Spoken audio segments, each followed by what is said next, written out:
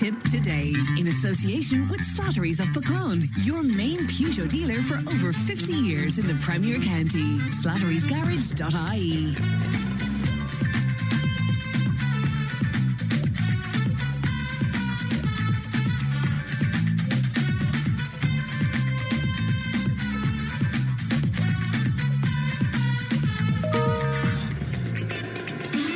Good morning and welcome along to Tipp Today, 1800 938 007. That's our free phone number. It won't cost you if you'd like to make a call to us. And Leanne is producing today. We're coming to you live from sunny Nina today. Absolutely gorgeous morning out there. Coming up on the show this morning, we'll hear from a mother who was left distraught following an incident at her late son's grave. The allegations of sexual misconduct surrounding Andrew Mountbatten-Windsor continue to grow. Social Democrat Deputy Aidan Farrelly will be joining us following their success in Dublin Central. We'll also be asking, are we moving towards a cashless society? And this is a conversation that has been going on the programme for quite some time. Karen Prendergast will look at interior design for us. Councillors Phyll, Bugler and Shannon will respond to the Irish Water's statement on the Shannon Pipeline. All of that and lots more on the way. You can text and WhatsApp 083 311 3311. You can email tiptoday@tippfm.com. Let's have a look at the front pages of some of your newspapers, and because of the gorgeous weather over the last couple of days, that's reflected on the front pages with all sorts of happy photographs of people swimming and diving and all sorts of stuff. The Irish Times lead story: left-wing parties have rounded on Sinn Féin over its recent policy direction, raising doubts about the prospect of a future left alliance. We'll tease that out a little later on. Also on the Times today, we're reading that the Defence Forces will use shotguns and machine guns mounted on helicopters to guard against rogue drones during the 6-month EU presidency. And also on the Times today, the Minister for Culture, Patrick O'Donovan, directed his officials to begin immediate work on a permanent women's museum in Limerick, despite it being described as a long-term vision by the advisory group behind the reports. And that's an unusual one. The Irish Independent, and again dominated by a very happy photograph of a guy swan diving in Salt Hill in County Galway yesterday. But their lead story: IBEC has urged Finance Minister Simon Harris to protect workers from rising inflation by double indexing income tax bands and credits in the budget. The Irish Daily Mail, and the lead story on the Mail: runaway spending on homelessness services has soared by 570% in the last 10 years, the Irish Mail revealing. Details of how much the government spent on emergency accommodation last year were provided to Sinn Féin's housing spokesperson, Ona Bryn. This week, the TD said the figures were a damning indictment of the government's failure to get a grip on the homelessness crisis. And finally, we have a look at the Irish Examiner, and the lead on the Examiner today: the International Monetary Fund, our good friends, the IMF, has urged the government to increase property taxes and cut the number of items on the reduced VAT rate amid concerns about our over-dependence on multinational companies. And also on the Irish Examiner today, we're reading that exam authorities have warned students against using AI predictions on what topics and questions might appear on this year's Leaving Cert papers. That's a look at what's making headlines today. Would you like to comment on any of that? And if you would, again, it's 083 311 3311. Now, Angela was in touch with us this week after an incident at her son's grave in Moycarkey, and she joins me now. Good morning to you, Angela. Morning, friend. Good to talk to you today, and thank you so much for coming on with us on what must be a very difficult time for us. Will you tell us about your son's grave in Moycarkey and what happened, Angela? Obviously, we keep our son's grave.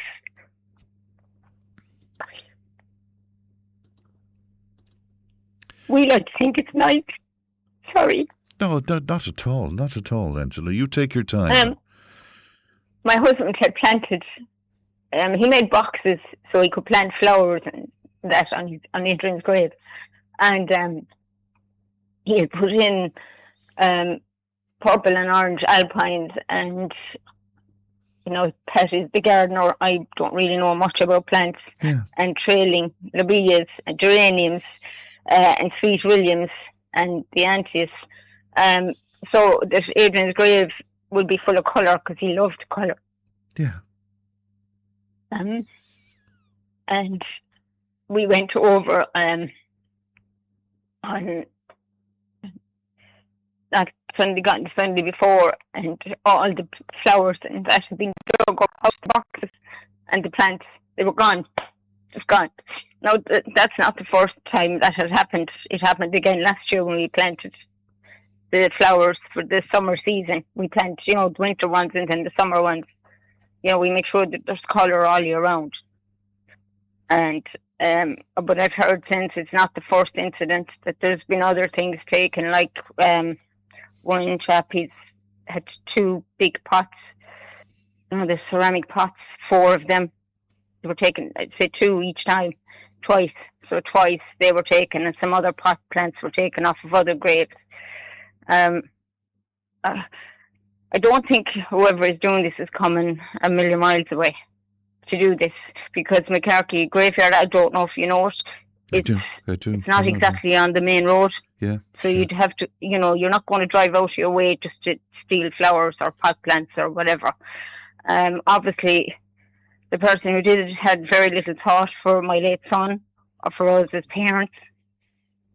Yeah, because you said, Angela, that to enter a graveyard, take flowers from a loved one's grave, is truly despicable, and it certainly doesn't take into account your grieving, which is still ongoing, of course, Angela. Yes, yeah. I mean, look, we'll forever grieve our son till the day we close our eyes. Yeah. And it was only last year. Was it last year he passed away, Angela? No, he passed away the 19th of September 2021. 2021. Yeah, so it'll be 5 years this year. Right. But so, yeah. Time means nothing. Of course, and this is still very difficult for you to even talk about. What have you thought about? What goes on in somebody's head to say that they think it's okay to go and dig at somebody's grave, and take away flowers put there by loved ones? You wonder what goes on in their head. I mean, if they wanted them that bad, they could have approached us when they saw us in the graveyard and asked us. We'd have given them rather than have them steal them. Because, it's stealing. Maybe they think it's okay to steal from the dead. I don't know. I don't know what kind of person would do that. I mean, the grave is a place we go to, somewhere we can go, and we remember him every day, but that's a place his friends can visit and family can visit, and they have somewhere to go. And as well as stealing the flowers and the plants, was it left in disarray as well? Was it left in a mess? Well, the pots, I'd say the boxes that my husband had made, and the pot plants where they took out the other flowers as well, because we have little trees as well, but they didn't touch the trees. Yeah. Obviously, they didn't want them for their garden. Well, I presume it's for their garden they're stealing them, because, But how could you look out at stuff in your garden and remember it came from somebody's grave? What sort of mindset? Well, I wish that, or I pray that whatever they planted them, that they'll die, that they'll wilt and die, that they will not grow.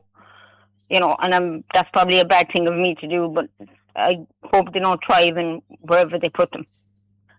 Yeah, you described the person who would do this as a low person and vile, in fact, is what you said, I think. Yeah. To me, I just can't comprehend that somebody would do that to somebody's resting place. It's hard for us to have to visit our child there and to go and find it in disarray, because some person wouldn't go in and buy flowers for the garden, maybe. Lidl or Aldi, they sell them cheap if you can't afford to go to a garden centre. Yeah.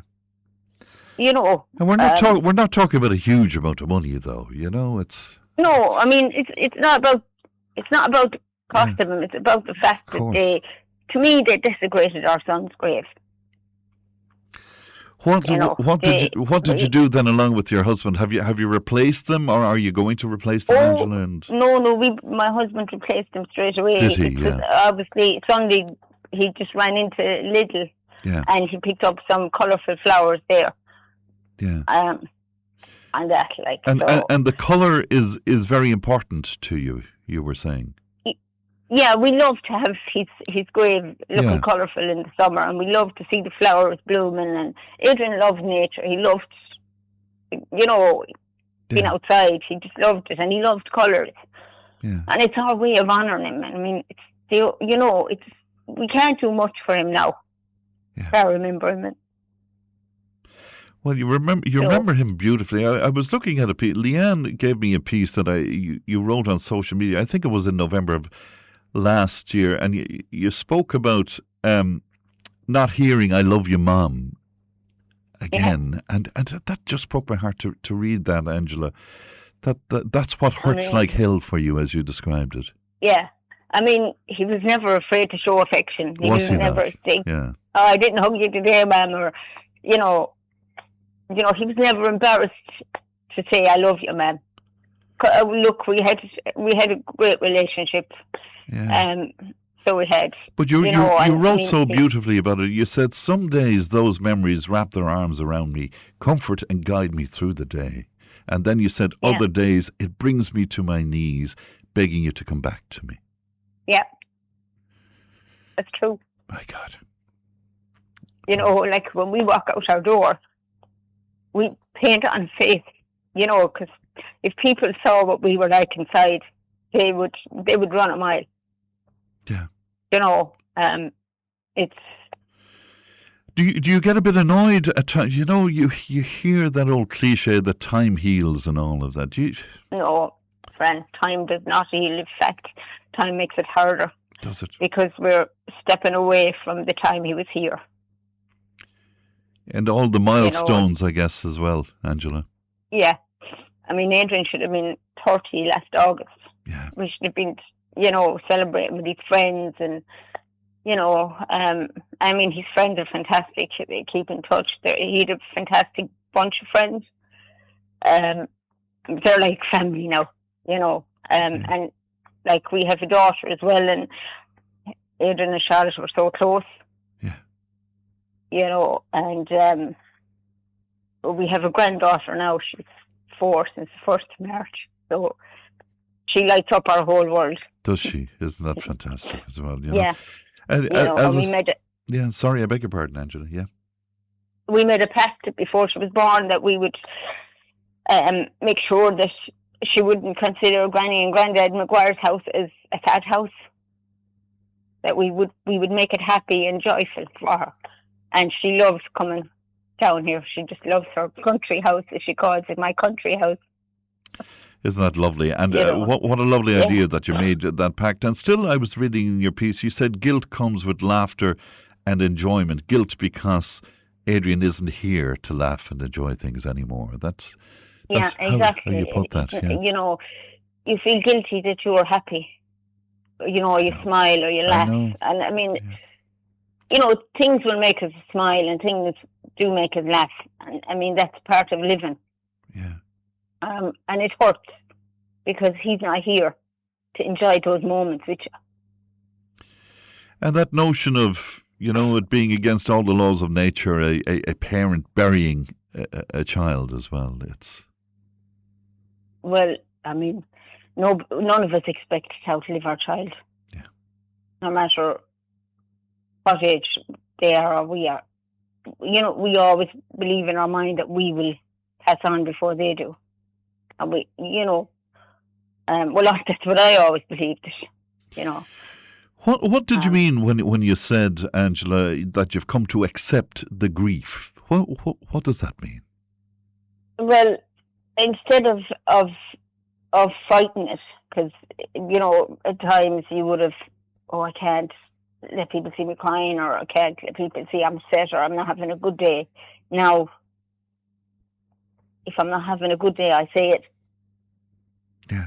I'm like, and I have to accept the emotions when they come. Some days I can be quite angry about it, which, as any parent that has lost a child will totally understand what I'm saying. Yes. That it's probably the most horrendous life moment that any parent will go through and has gone through. And anger, and you learn to... Yeah, do you think that anger is part of the grieving process? Because that's what, is it? Well, yes, it is. It's anger is part of the grief. Yeah. It's you're angry because they're gone, or you're angry it just happened, and you're angry with God because He let it happen. So I mean, who else am I going to blame? Only God. Of course. And do you have a strong faith? And if you do, does that help you, Angela? Probably since Adrian died, me and God aren't on the best of terms. That's the way I put it to you now. You're out with him, as out with him. Are you out with him? Yeah. Out with him, yes. But doesn't mean I don't talk to him, and but yeah, who else is my sister passed away on the 11th there after being terminally ill. Oh, I'm sorry to hear. And she was speaking to me there one of the days, and she asked me why I was so angry with God. And I said, well, who else am I going to blame? Yeah. She said, you shouldn't be angry with him. And I said, well, I am very angry with him. But I said, in time, we'll be back together, and, well, I won't be so angry with him, maybe. Right. You mean you'll be back together with Adrian? Is that what you mean? Yeah. I believe that one day I will. You said a mother's love lasts an eternity even after death. A mother's love continues. You said, if my love could have breathed life back into Adrian, he would have lived forever. Yeah, he would, yeah. I mean, Adrian was probably one of my greatest love stories. That's the way I describe it. But you write so beautifully. I mean, that is just gorgeous to read, even though it's heartbreaking, if you know what I mean, Angela. Yeah. Well, you see, I write to him every night. I have a book. Do you? He died. Yes, I write. Some days I just tell him what's going on, or some days I'll tell him how I feel, and can say things in that book that I won't say to other people. And does that help you? Yes, it does. For me, it helps. It may not help others. It's, you have to find something that helps you. Yeah. On a day, you have to find something that will bring you through that day. On a bad day, really bad day. So you write every evening. So it's like a diary to some degree, is it? Yeah, it's like a letter to it. A letter. It's like more a letter to Adrian. Yeah. Every night when I go to bed before I go to sleep, I'll write to him. Some nights it could be a page or 2 pages, 3 pages. Some nights it might be a short note, depending on how I'm feeling or what's going on, or But it keeps the connection. It keeps. I think the connection will always be there. Yeah. Because it's in my heart. It's there. It'll always be there. He'll always be part of me, and a part of his dad. And we talk about Adrian all the time. I mean, after our granddaughter, she knows Uncle Adrian. She talks to him, like we talk about him all the time through her. Did you come across that situation that people find it hard to talk to you and your husband because they're just not sure what to say, Angela? Yeah, sometimes you find when you mention Adrian that people look and go, oh my God, what do I say? He's going to get upset. Yeah. He's going to cry. I know. Whereas we love talking about him. Any mother loves talking about their child. Yeah. I mean, his friends, they talk about him, with us all the time. They don't kind of go, oh my God. They just talk about him, they tell a story or say what they were doing or, different things, which is great because they're relaxed about it. Yeah. And look, it's understandable. People don't want to upset you. They're afraid to upset you, and that's understandable. Right, but you want people to talk about him. You want him remembered. Yeah, I do. Like, our biggest fear is that people will forget him. Yeah. Adrian lived. He was, Adrian was just so outgoing. He knew everybody. He had a good nature in him. So he had. And he was never short of a girl. Was he not? So. Oh, no. So a handsome devil he was. So a handsome lad he was he? Yeah. That's what they tell me. That he was handsome. Even now, people, when they see his picture, they say, oh my God, he's very handsome. And just finally, what do you say to the people, because they could well be listening to us, the people who went and took the flowers and plants from your son's grave? What do you say to them?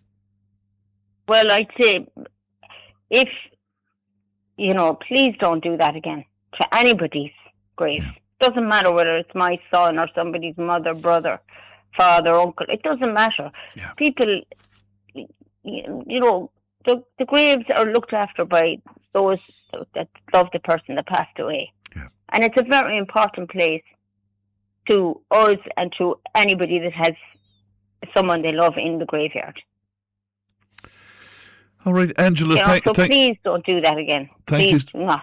Thank you so much for the conversation today. It was so lovely to talk to you. It was heartbreaking, but it was lovely to talk to you, Angela. And I wish you well and to your family. Thank you very much. Thanks, Angela. Thank you. Bye-bye to you now. Angela speaking about her son Adrian there. 1800 938 007.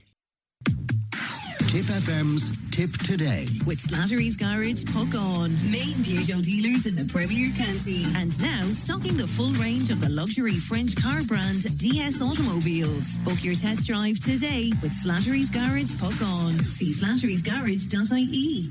Tipp Today, in association with Slattery's of Pecan, your main Peugeot dealer for over 50 years in the Premier County. slatterysgarage.ie.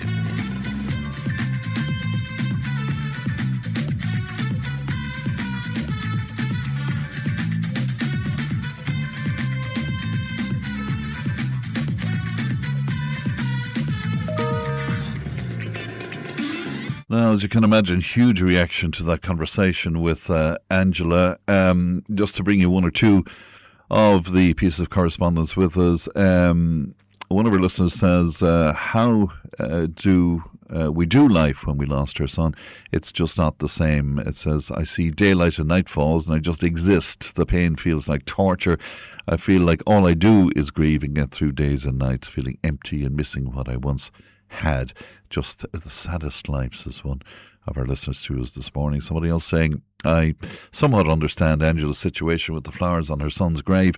We lost our beautiful boy 13 years ago at 1 month old. We've put little cars, etc. on his grave from Santa and on birthdays. Our other children have always asked Santa for something for him as well. But there's this one woman who lets the children takes the toys and bring them home and then bring them back to the grave. Have they not enough of their own? My heart goes out to Angela, her husband, and to her family as well. Lots more into us on that. Now, we move on for now. I will go back to some of those messages and thank you for them.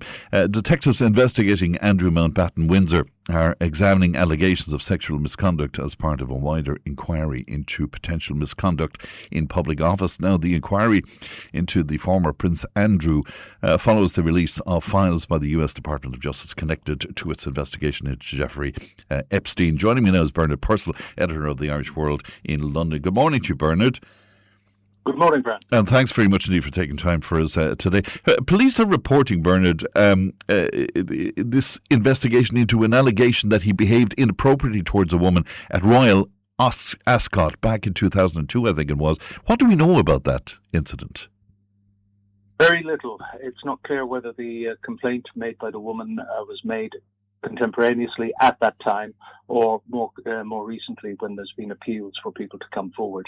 It is clear that Thames Valley Police, who cover the area in which Andrew lived when he was in Windsor, have on Friday or at the weekend, they appealed for people to come forward as what is being seen by some as an attempt to show that they are making progress and taking the investigation seriously, and is seen by others as evidence of their difficulty in meeting the threshold for misconduct in public office, because the charge itself is quite nebulous, and Andrew himself never had a job description or a job spec or a line manager.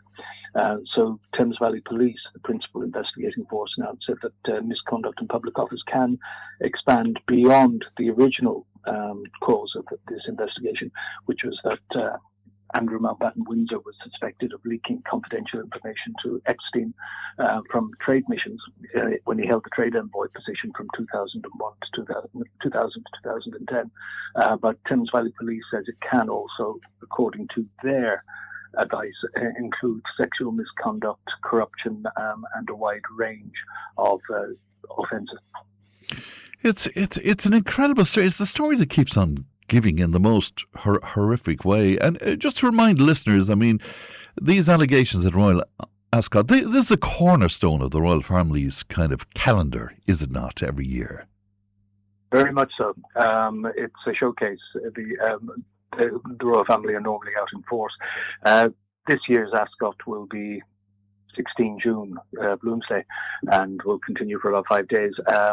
Conspicuous by their absence most likely will be Andrew and indeed his daughters.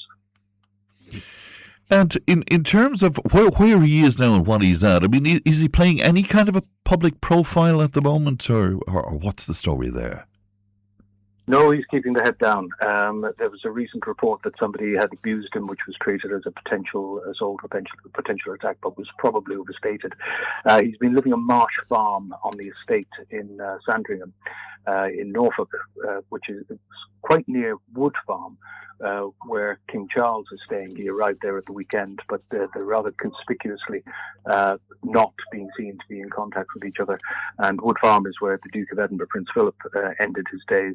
But Andrew is living in somewhat splendid isolation in what to the rest of us would be quite nice accommodation in Marsh Farm, but it's a step down from Royal Lodge in Windsor, where at the mansion he had held and refused to move from for such a long time, the 40-room mansion there. I also understand, Bernard, that Thames Valley police detectives, that they made a request to the United States Department of Justice for the original versions of the Epstein files. What is the story around that? They're getting the runaround. All they have is copies rather than the original documents at the moment. So they have also contacted Scotland Yard or the Metropolitan Police to get some of their files, and they also want to interview some of Andrew's protection officers. This has been going on since about 2015, when Virginia Giuffre first made the complaint and the allegations of being trafficked and of sexual assault.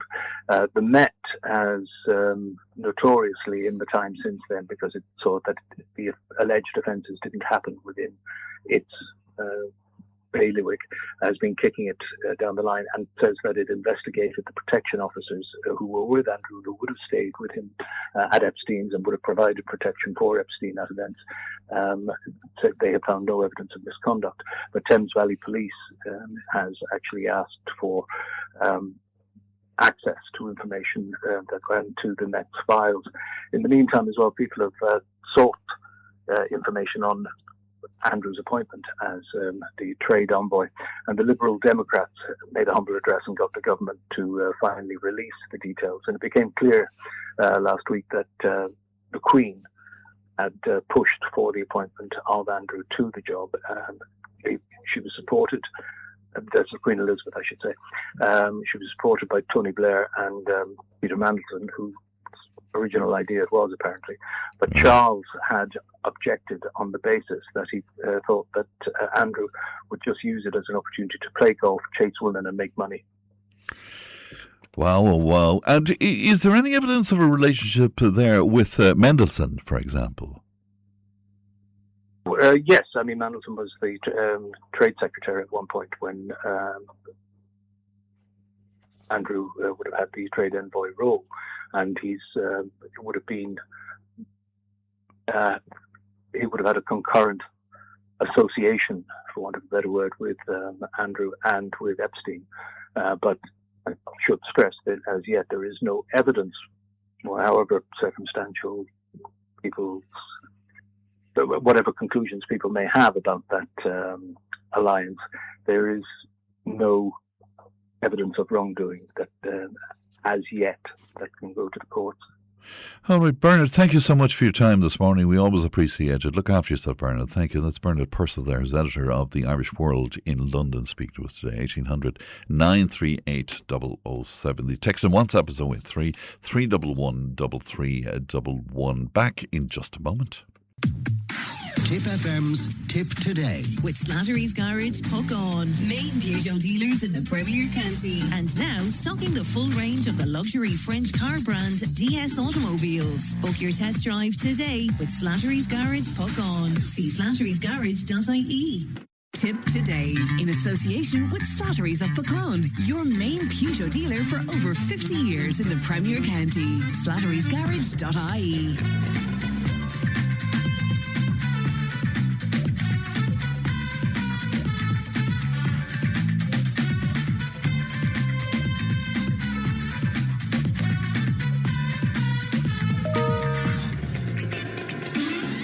Now, the Social Democrats' newest TD, Daniel Ennis, will join his party colleagues in the Dáil today, and I'm glad to be joined by Social Democrat Deputy Aidan Farrelly. Good morning to you, Aidan.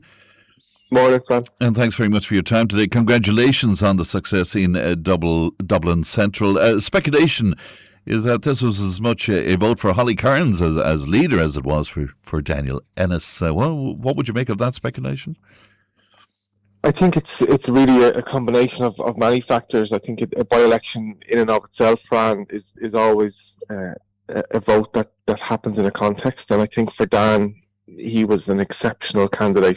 Going around the doors with him, you could see the affection which he was held. He had been doing phenomenal work in his community for many, many years, whether that's as a councillor or whether he was involved in sports and community services. So Dan was in himself a wonderful candidate, and of course that's in a constituency where Gary Gannon has been representing as a TD for many years as well.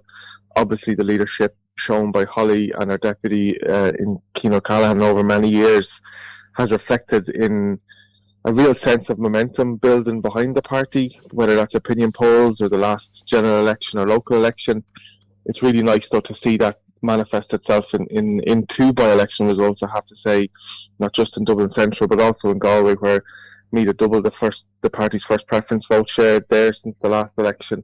This was her first ever election to contest, and she did exceptionally well. So it's a very proud day for us, but it really just gives us more fuel to drive on ahead of an upcoming general election in a couple of years, where we want to break more records for this party by way of making sure in every general election constituency there is a Social Democrat on the ballot paper to give people that choice, because when they do, we're seeing that people quite often choose the Social Democrats.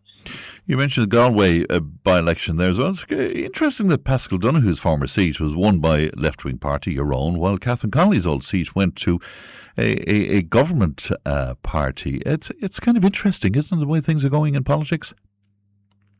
Yeah, I mean, there's never a dull day, Fran, that's for sure. And we're heading in there today to welcome Dan on his first day and his family. Really looking forward to that.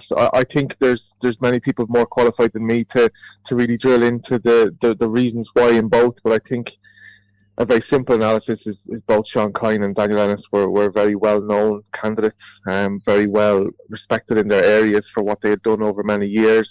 And while it's a loss to both their constituencies when President Catherine Connolly had to resign, obviously, and then Paschal in Dublin Central, really what people did was, I think, vote for someone who they knew locally was working extremely hard and had a legacy there to work really well. So there's many sub-stories to that, and I think we're still sifting through those in terms of transfer patterns and many other issues. But I think some will say it's a reflection of the national politics, but also I think it's quite local as well.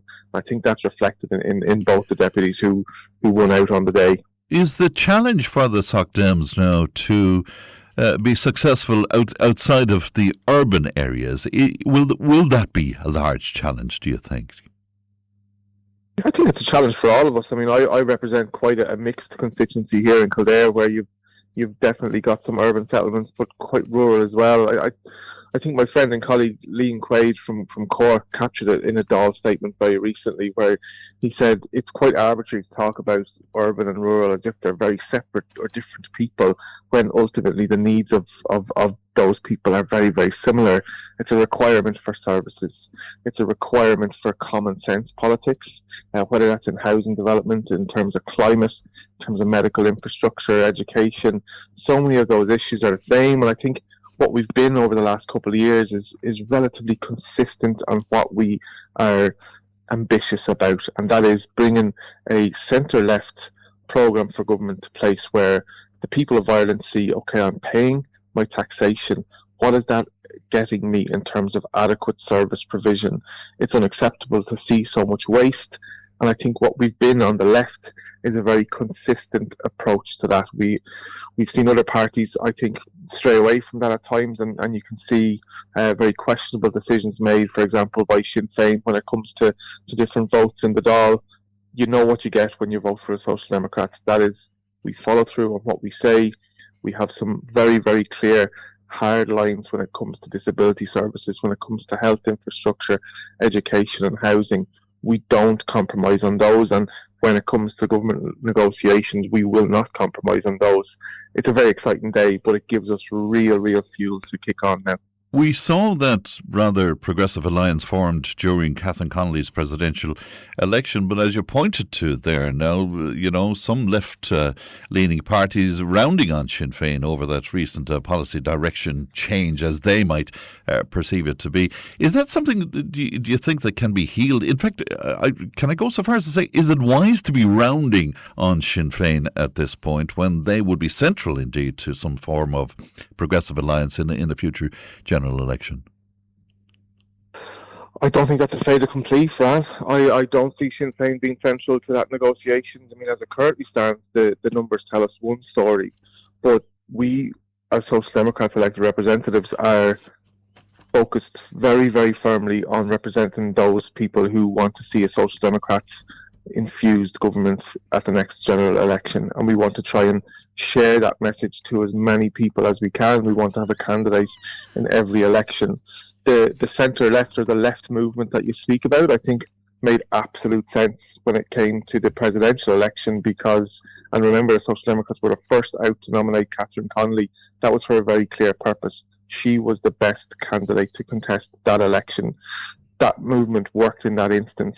When it comes to general or local elections, that becomes a very different scenario, a very different prospect. We want to see Social Democrats in government. That's what I want as an elected representative. I'm very proud of the work that we can do in opposition, but I cannot wait to be in government. But that will mean some of those principles and those values underpinning a value for government when that, a programme for government when that comes.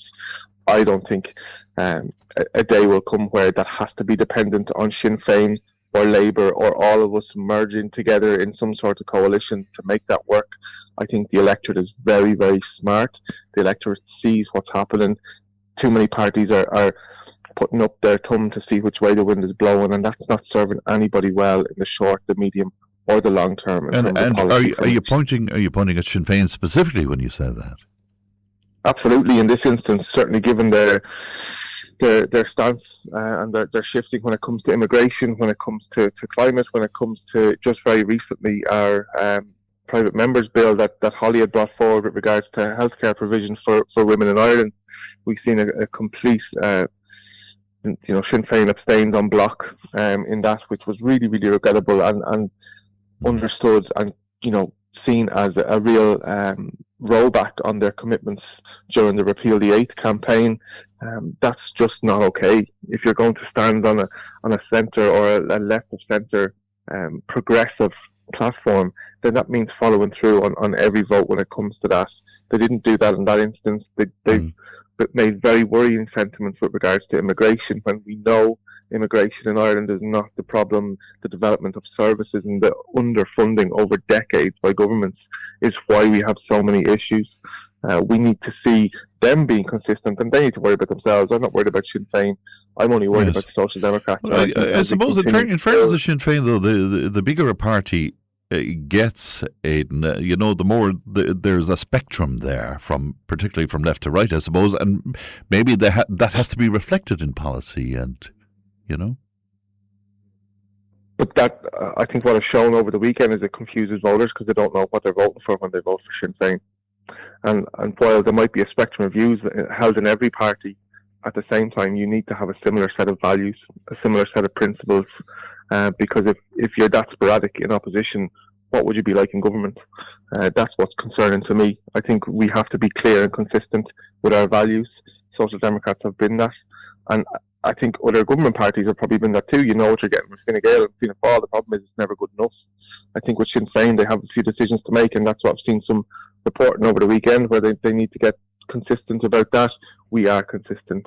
We are very, very proud of the foundation that underpins our policy, and that is evidence-based. We are determined to show people that populism doesn't work, but actually, if you look at the evidence, we can see record level of funding, but record levels of low output when it comes to health infrastructure. Similarly with housing, record levels of public funding, same with childcare. But that's not impacting families today. That's what people want, and that's what we will be determined to bring to the table when it comes to continuing, I suppose, evidence-informed opposition, but also when it comes to the next general election, being in government. All right, well, good to talk to you today, and once again, congratulations, Aidan, and thanks for coming on with us. Thank you. Good morning. Thanks for your time, Fran. Thank you. Bye-bye. That's Social Democrat Deputy Aidan Farrelly speaking to us there. 1800 938 007. Leanne is with me. Morning to you, Leanne. Good morning, Fran. How are you? I'm very well indeed, but I was particularly taken by that conversation with Angela this morning. It was a huge reaction to that. Huge reaction. It was one of those pieces you couldn't not react to. You couldn't my God. not feel her pain and what she's going through, and it's something a lot of people can relate to, because I think a lot of people have a fear of losing someone close to them and how they'd go through that and how they'd process that, and a lot of people have lost people, and no one really knows what it's like until you go through it. But when you see it documented in the way Angela did it, and you gave me that piece this morning that she had up on social media, and it was written so beautifully, but so heartbreaking, So heartbreaking, and they always say it's the people who go through the most pain that are able to express it artistically and creatively like that. You don't know what they're feeling, and they put pen to paper and something just beautiful comes out of it like that. Yeah, isn't it just amazing altogether? What else is out there? What else is happening, Leanne? Now, I got a call, and it's actually something I think I can relate to, and a lot of people my age can relate to. It's this idea that young people in the past, at this time in their life, in their, say, mid-20s, late 20s, they're thinking about settling down on children. And there's a big conversation going online at the moment that a lot of young people are actually afraid of having children. Afraid? They're afraid that they can't fund themselves at the moment. They don't have a secure residence like many people in the past would have had in their mid to late 20s, early 30s. And a lot of people think, obviously, teen pregnancy comes up a lot of conversations in school. This is the worst thing that could happen.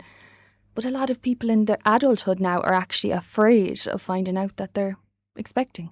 But it's all down to finance. Down to finance, and that idea that they don't have a secure life like many would have had in the past. They don't have a secure residence. They're making less than people would have in the past, and they don't feel like they'd be able to support a child even in their late 20s. My God. Okay. So again, this is something we'll be teasing out over the next few days. It's something that goes against completely everything you would have thought growing up. You were, go to college, get a partner, you settle down, you have a child. That whole format is changing now, and it's people maybe in their 30s, 40s that are in that position now, and obviously with the biological clock, it really limits. And talking to Francis O'Hanlon yesterday about the difficulty about affording a mortgage, And a lot of people have come to terms with the fact that maybe we're going to have to look at places like Germany with this idea of lifelong renters. Yeah.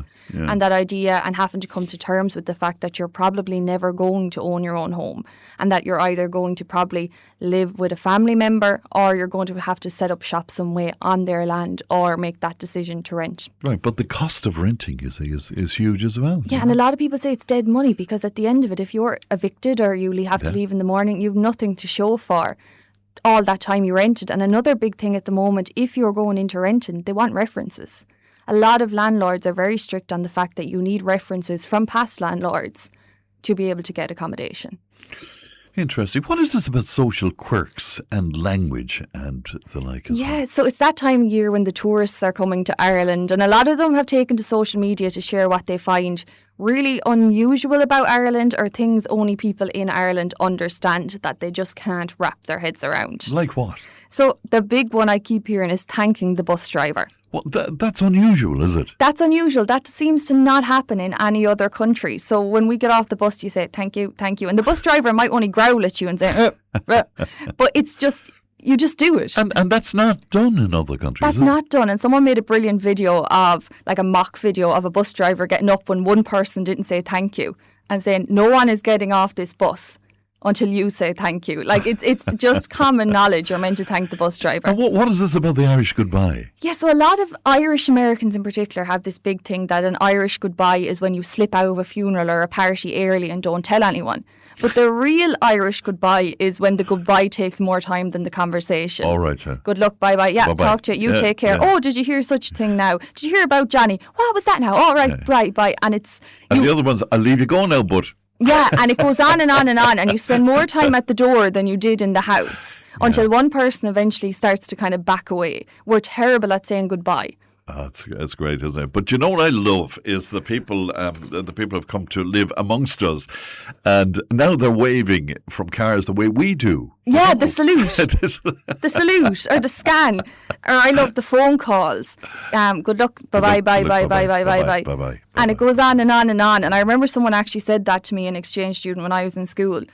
Why do you keep saying goodbye? Like, they'd say ciao, and that'd be it. That's the end of the conversation. But we keep going and going and going. We don't like saying goodbye because I think we're afraid of being rude. It's kind of sweet, though, in its own way. And this notion of apologising, even in fact, if somebody bumps into us, oh, sorry. Yeah, and it's always being apologetic for everything we do. All the time, even if you have the wrong change. Oh, sorry now, sorry. We always apologise. Or if you're trying to move around somebody else. Yes. Instead of saying, excuse me, it's sorry now, sorry there, sorry. Yeah, procrastination is a big thing as well. I'll do it now in a minute. Or I'll do it after. So there's no actual time frame. It could be immediately, it could be in a week, it could be never. Yeah. Yeah, no bother. I'll do that. Yeah, I'll do it later. Yeah, do you know the one that annoys me about tradespeople? I'll be up during the week. Yeah. When the hell is I'll be up during the week? When is that? Yeah, or I'll talk to you, or next time I see you. We'll do that now next time I see you. All right, so we're looking for people to share with us on this as well. Yeah, the quirky Irish things that we do that other people wouldn't understand unless they grew up in Ireland. We don't even understand them ourselves. Leanne, thanks for that. If you want to talk to Leanne, it's a free phone number. It's 1800 938 007. News and information is on the way. Tipp FM's Tipp Today. With Slattery's Garage, Puck On. Main Peugeot dealers in the Premier County. And now stocking the full range of the luxury French car brand DS Automobiles. Book your test drive today with Slattery's Garage, Puck On. See slatterysgarage.ie. Tipp Today, in association with Slattery's of Puckon, your main Peugeot dealer for over 50 years in the Premier County. slatterysgarage.ie.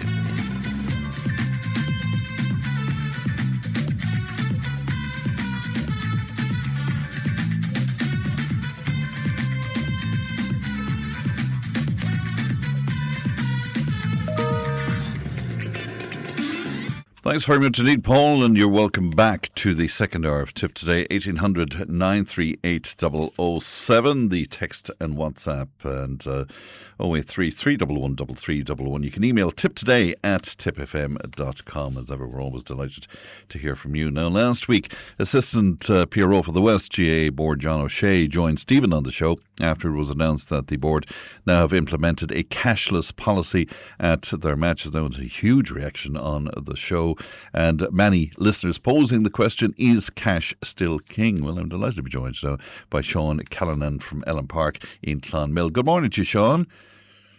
Good morning, friend, and to you and your listeners, friend. And good to talk to you today. You're not impressed, I understand, Sean, with the idea of a cashless society, because it seems like we're heading towards that.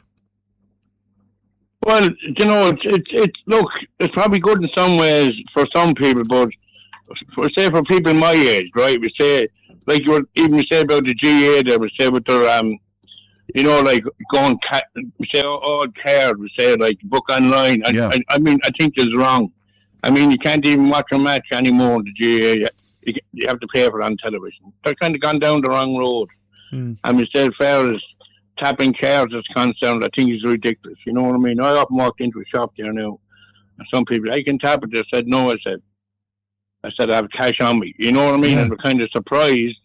But then for instance, I was in the shop the other day, and the person in the shop insisted that I tap my card. And I just turned around and said, excuse me. He said, this is my card.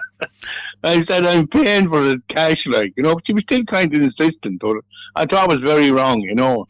And I feel sorry for the young people, because they're going out there tapping their cards everywhere. In the bars, they're tapping their cards. I say, when they wake up Monday morning and look at their bank account, I said, it's just destroyed. But see, isn't that the point, though, Sean? It's very easy to tap your card and not keep track of what's happening with your money. It is too easy, you know, and see what's killing me altogether, the way the world has gone, right? I think that the world banks are trying to control the money. You say the EU, the world banks, and they have the power over the people then, because if it goes fully, we say, like, control of your money, we say, okay, we say, right, if you're out foreign, well, an instant, this is an instant. My brother Anthony, he was over in Portugal there a while back, and the kind of monetary system went down. And he was lucky he had money in his pocket, right? Yeah, I remember he said that they went to the happening, airport. He said there was thousands of people there. And people probably rebooking flights to go home and all that. He said it was chaos, you know. Yeah. So if something like that happens in the morning, I mean, if you have money in the credit union or in banks, wherever, right, and say this system goes down, I mean, obviously if the system goes down, it goes down in the banks. Do you know what I mean? So I think there is a thing. I think there's something happening in the world that they're trying to control your money, and if they control your money, then they can control what you spend. Are you one of these people who would be also concerned that, of course, if you use your card, there's a tracking of your spending, where you spend, what you spend on, all of that kind of thing, and that's stored somewhere? Yeah, I honestly do. You know, and I look. I'm lucky enough, and I don't have loads of money, but the thing that anywhere I go on holiday, I spend cash. I don't use my card. Yeah. The only way my daughter book a holiday for me. I don't even have banking on my phone. Do you understand what I'm trying to say? Like, and is that because you're a bit paranoid about it? Are you concerned about it, Sean? That it could be hacked into? I am concerned about it. And I'm concerned about, you know, a lot of the younger people today don't mind. They don't seem to care. But you could pay for it in the long run. Do you know what I mean? That's my honest opinion anyway, Frank.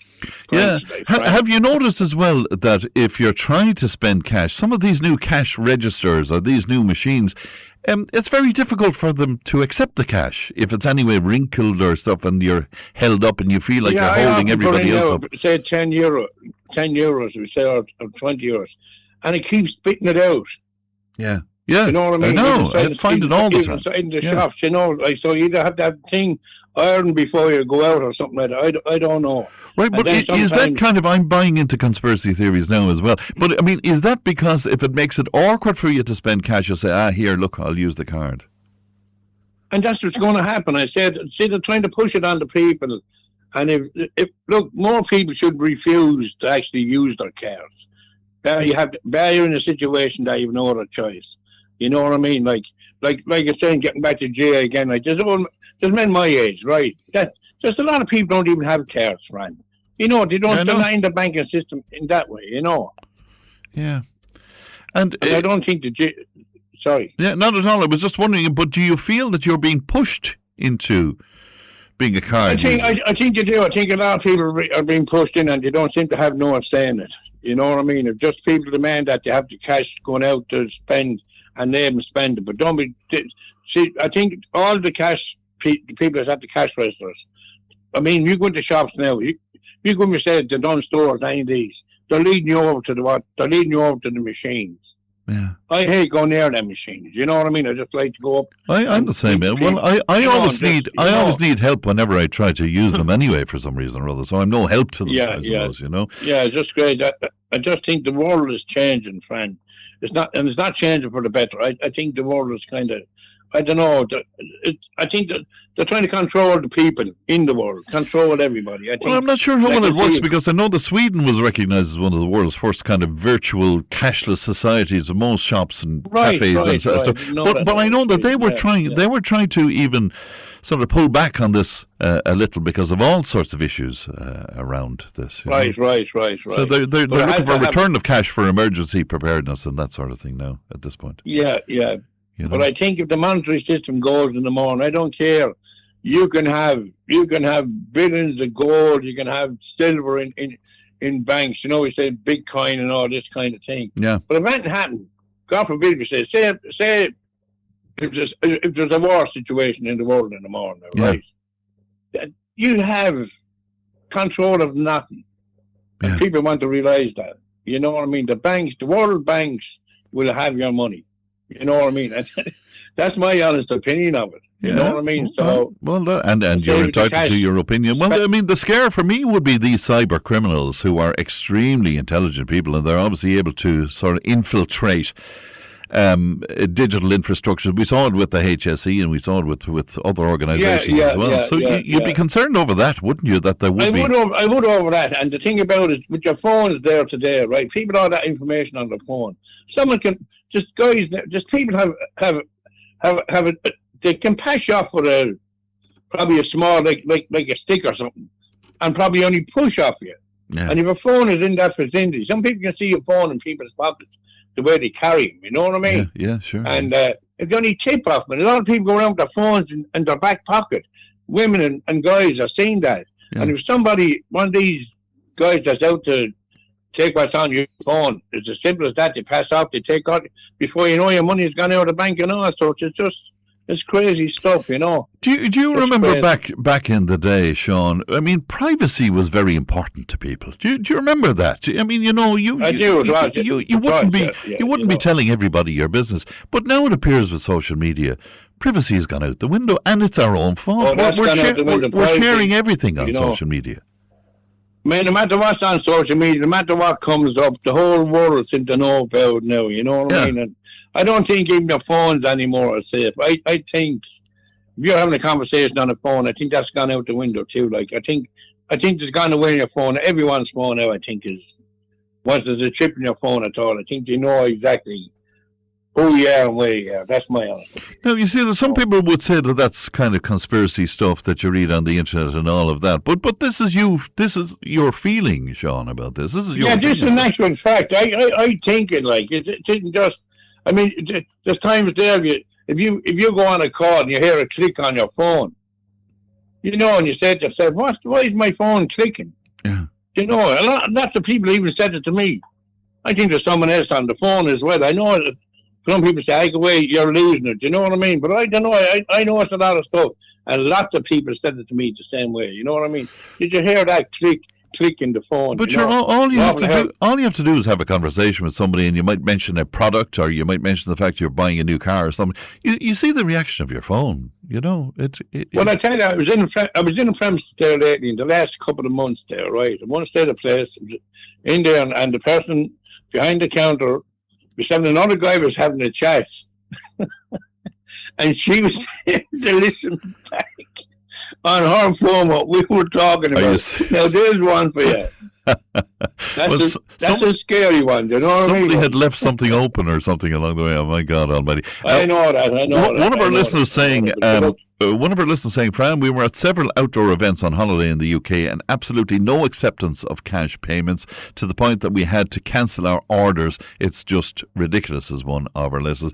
And somebody else making the point, Sean, and you know, you made this yourself. How could you budget properly if you're constantly tapping your credit card. I mean, you couldn't. You wouldn't know what you you're couldn't spending. because there's money. Yes, there's money being added on from all angles. Like I said, there's people going out at the weekend there. Just have daughters there tapping their own phones. They're going out. I'm not saying they're going out the week. No matter what they do, they're doing it. You know. And I said, "Why are you tapping your phone?" They said, "Sure, that's no problem." You know. And I said, "Oh yeah, stop." I said, "Look, I'm old school anyway. No matter what, money was always money to me if you had it in your pocket." Yeah. You know what I'm trying to say? You know, and like I said, if you get caught in another country and you haven't got cash in your pocket, you're going to be left there. It's just simple. And that's the way. I think they're closing it down so as people, they're controlling it. I mean, look, even with the GA, the way they're gone, you know, they're actually demanding. It's the GA I have a great respect for GA, but I think it's gone now as a business. Do you think so? Has it moved away from its original purpose? I think it's gone. I think it's gone for business. You know what I mean? Because the fellow wrote back to me and he said, "It isn't us." He said, "We have committees. Why are there so many committees then?" Do you know what I'm trying to say? I mean, they're going to lose the crowd at the matches. They're going to lose the crowd at the matches over this. People lose interest. Particularly, I guess, the older people who would have been so loyal to the organisation over the years. They would have been. Do you know what I mean? I think what's wrong is they're getting away with it. Do you know what I mean? They're getting away with what they're doing. You know, like. Yeah. I mean, like I said, like a fellow from me said, "Well, I don't believe in playing with me car. Now, if one of my daughters paying in for a match with me car, that's grand. That's okay. That's up to them. It's up to everyone else. But for someone that's used to going to matches for years, and all of a shot saying, 'Sorry, you can't come in. You have to pay with your card and you have cash in your pocket.' That's a sad day. But it's a sad thing to say. But that's the way it's being pushed. It's being pushed on everybody. Yeah, and the EU now is more than banks. You know what I mean? Is the genie out of the bottle on it, Sean? I mean, is there any going back on this? Do you think? I don't think there's any going back. No, it's up to the people, and I think the people are gone too. I think they're gone too soft. They're too vulnerable. You know what I mean? I mean, just think about it.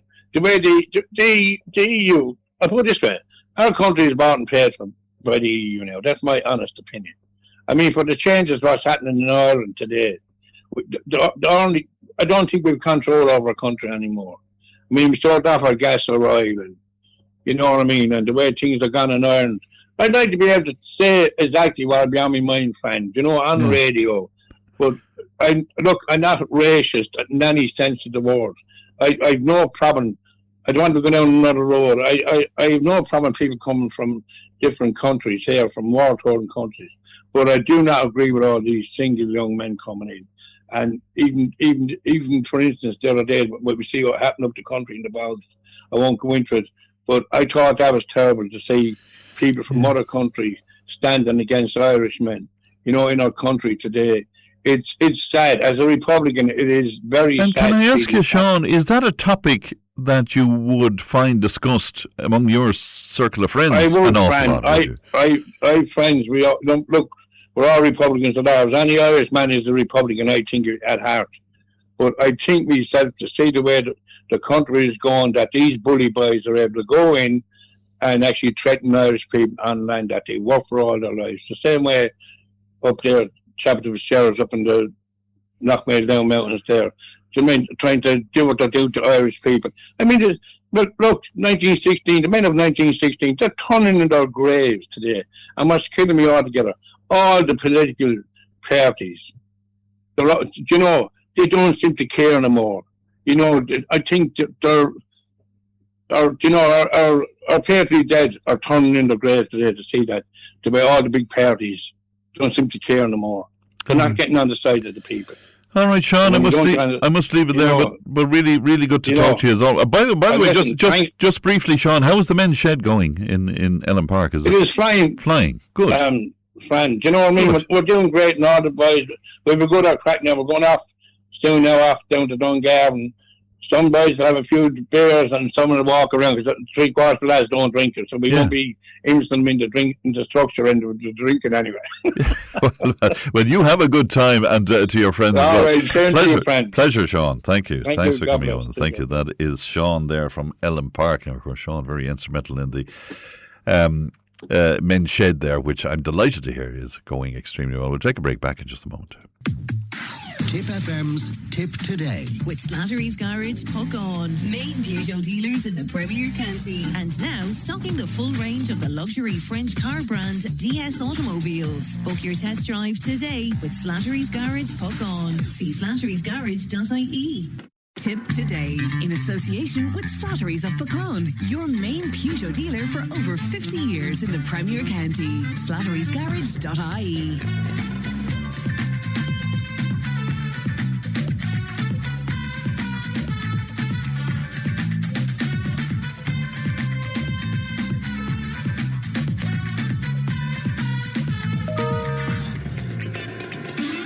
Now, Angela spoke to me at the top of the programme, and it was heartbreaking to listen to her. She was talking initially about the fact that flowers and shrubs had been stolen from her son's grave in Moycarkey, and then the conversation broadened out to her grief, and her eloquence when she was discussing her grief was just amazing. And I was reading some pieces that she put up on social media about what it was like to grieve and the eternal love, indeed, that a mother has for a child when a child is lost.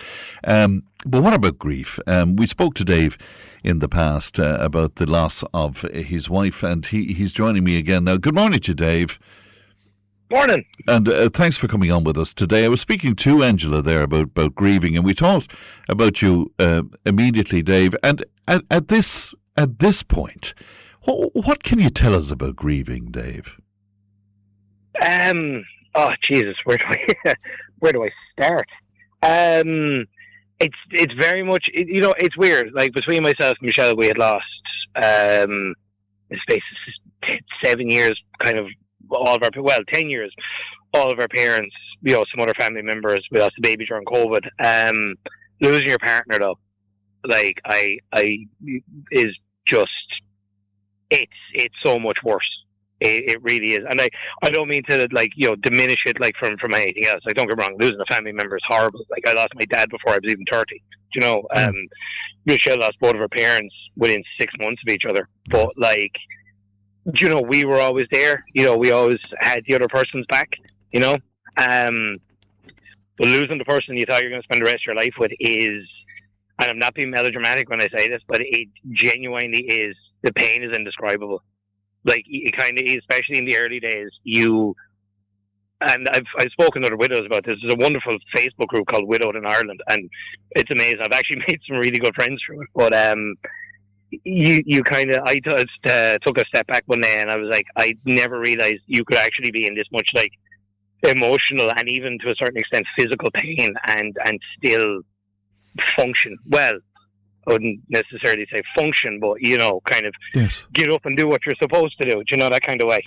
And it is almost a physical pain, is it, Dave? There's a lot of times now, like, I deal with anxiety. I've dealt with anxiety for years anyway, but, like, obviously that got ratcheted up to 1,000, and I've gone to the doctors and the care doc 5 times in the past couple of years, fully sure I was having a heart attack. And I'm talking like pain in my jaw, shooting pain in my arm, tightness in my chest, not being able to breathe, it just being like that full on. I legit was like, well, I was kind of thinking to myself, well, happy I made my will. But yeah, no, I can, and you can. A lot of other widows I've spoken to, you feel your pain, your body is just sore. You get pains, your stomach. I mean, they say your stomach is like your second brain anyway. Yeah, sure. Your entire world gets upended. You literally have to, like, you basically have to learn to live again. Like, it's almost like a part of you dies with the other person. Like, I'm not the same person I was this time 4 years ago.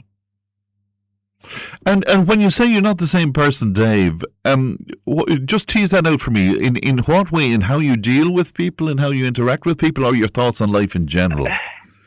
Well, I've definitely become like a lot more of an empathetic person, and I'm definitely like a better parent than I probably would be if Michelle wasn't around, because I've had to learn to be a lot more kind of hands-on, caring and patient. No, don't get me wrong. I would have considered myself a good dad anyway. Sure. But I don't have the beauty of good cop, bad cop. If that makes sense. Yeah, of course. And I mean, like, in a sense, at the moment, I'm probably the best version of myself that I've ever been, because I had to be, you know.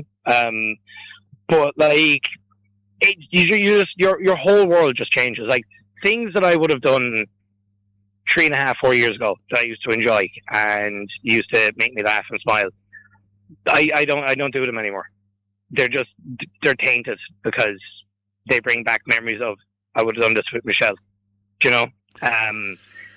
You get this. There's a thing we colloquially call widow brain, and it's like you could be going along just doing your normal daily routine, and bang, you get this all merciful brain fog. Like, imagine you're in your mid-30s and you go on a bender from Friday to Monday, and you know that kind of fogginess that's in your head, you know, for the week where you're trying to recover. It's like that, and it doesn't go away. You know, you could have great days, you have the attention span of head of cabbage another day. You know, like simple things like a song on the radio, or I was doing clothes one day and I got a smell of Michelle's perfume, and and afterwards I was lying in the fetal position in my bedroom crying my eyes out. You know. And triggered by the perfume. Oh, God Almighty! It's and this is like, I know. Like, if you think of like the Hollywood version of like love and grief and stuff, you know, you think like, oh, the nights out and the holidays and blah blah blah blah.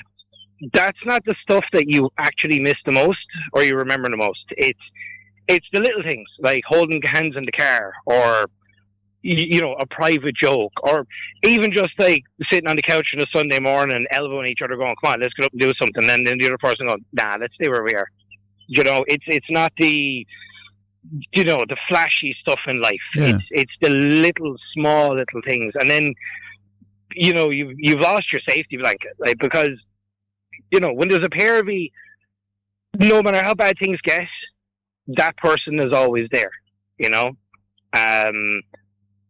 And then when that's gone, you really don't know what to do. I mean, especially like being a parent, you know, you don't have that other person to bounce off. You don't have, like, if one of the kids is sick, you can't say, should we do X, Y, and Z? Do you know what I mean? And it heaps a lot more stress and pressure on your shoulders as well.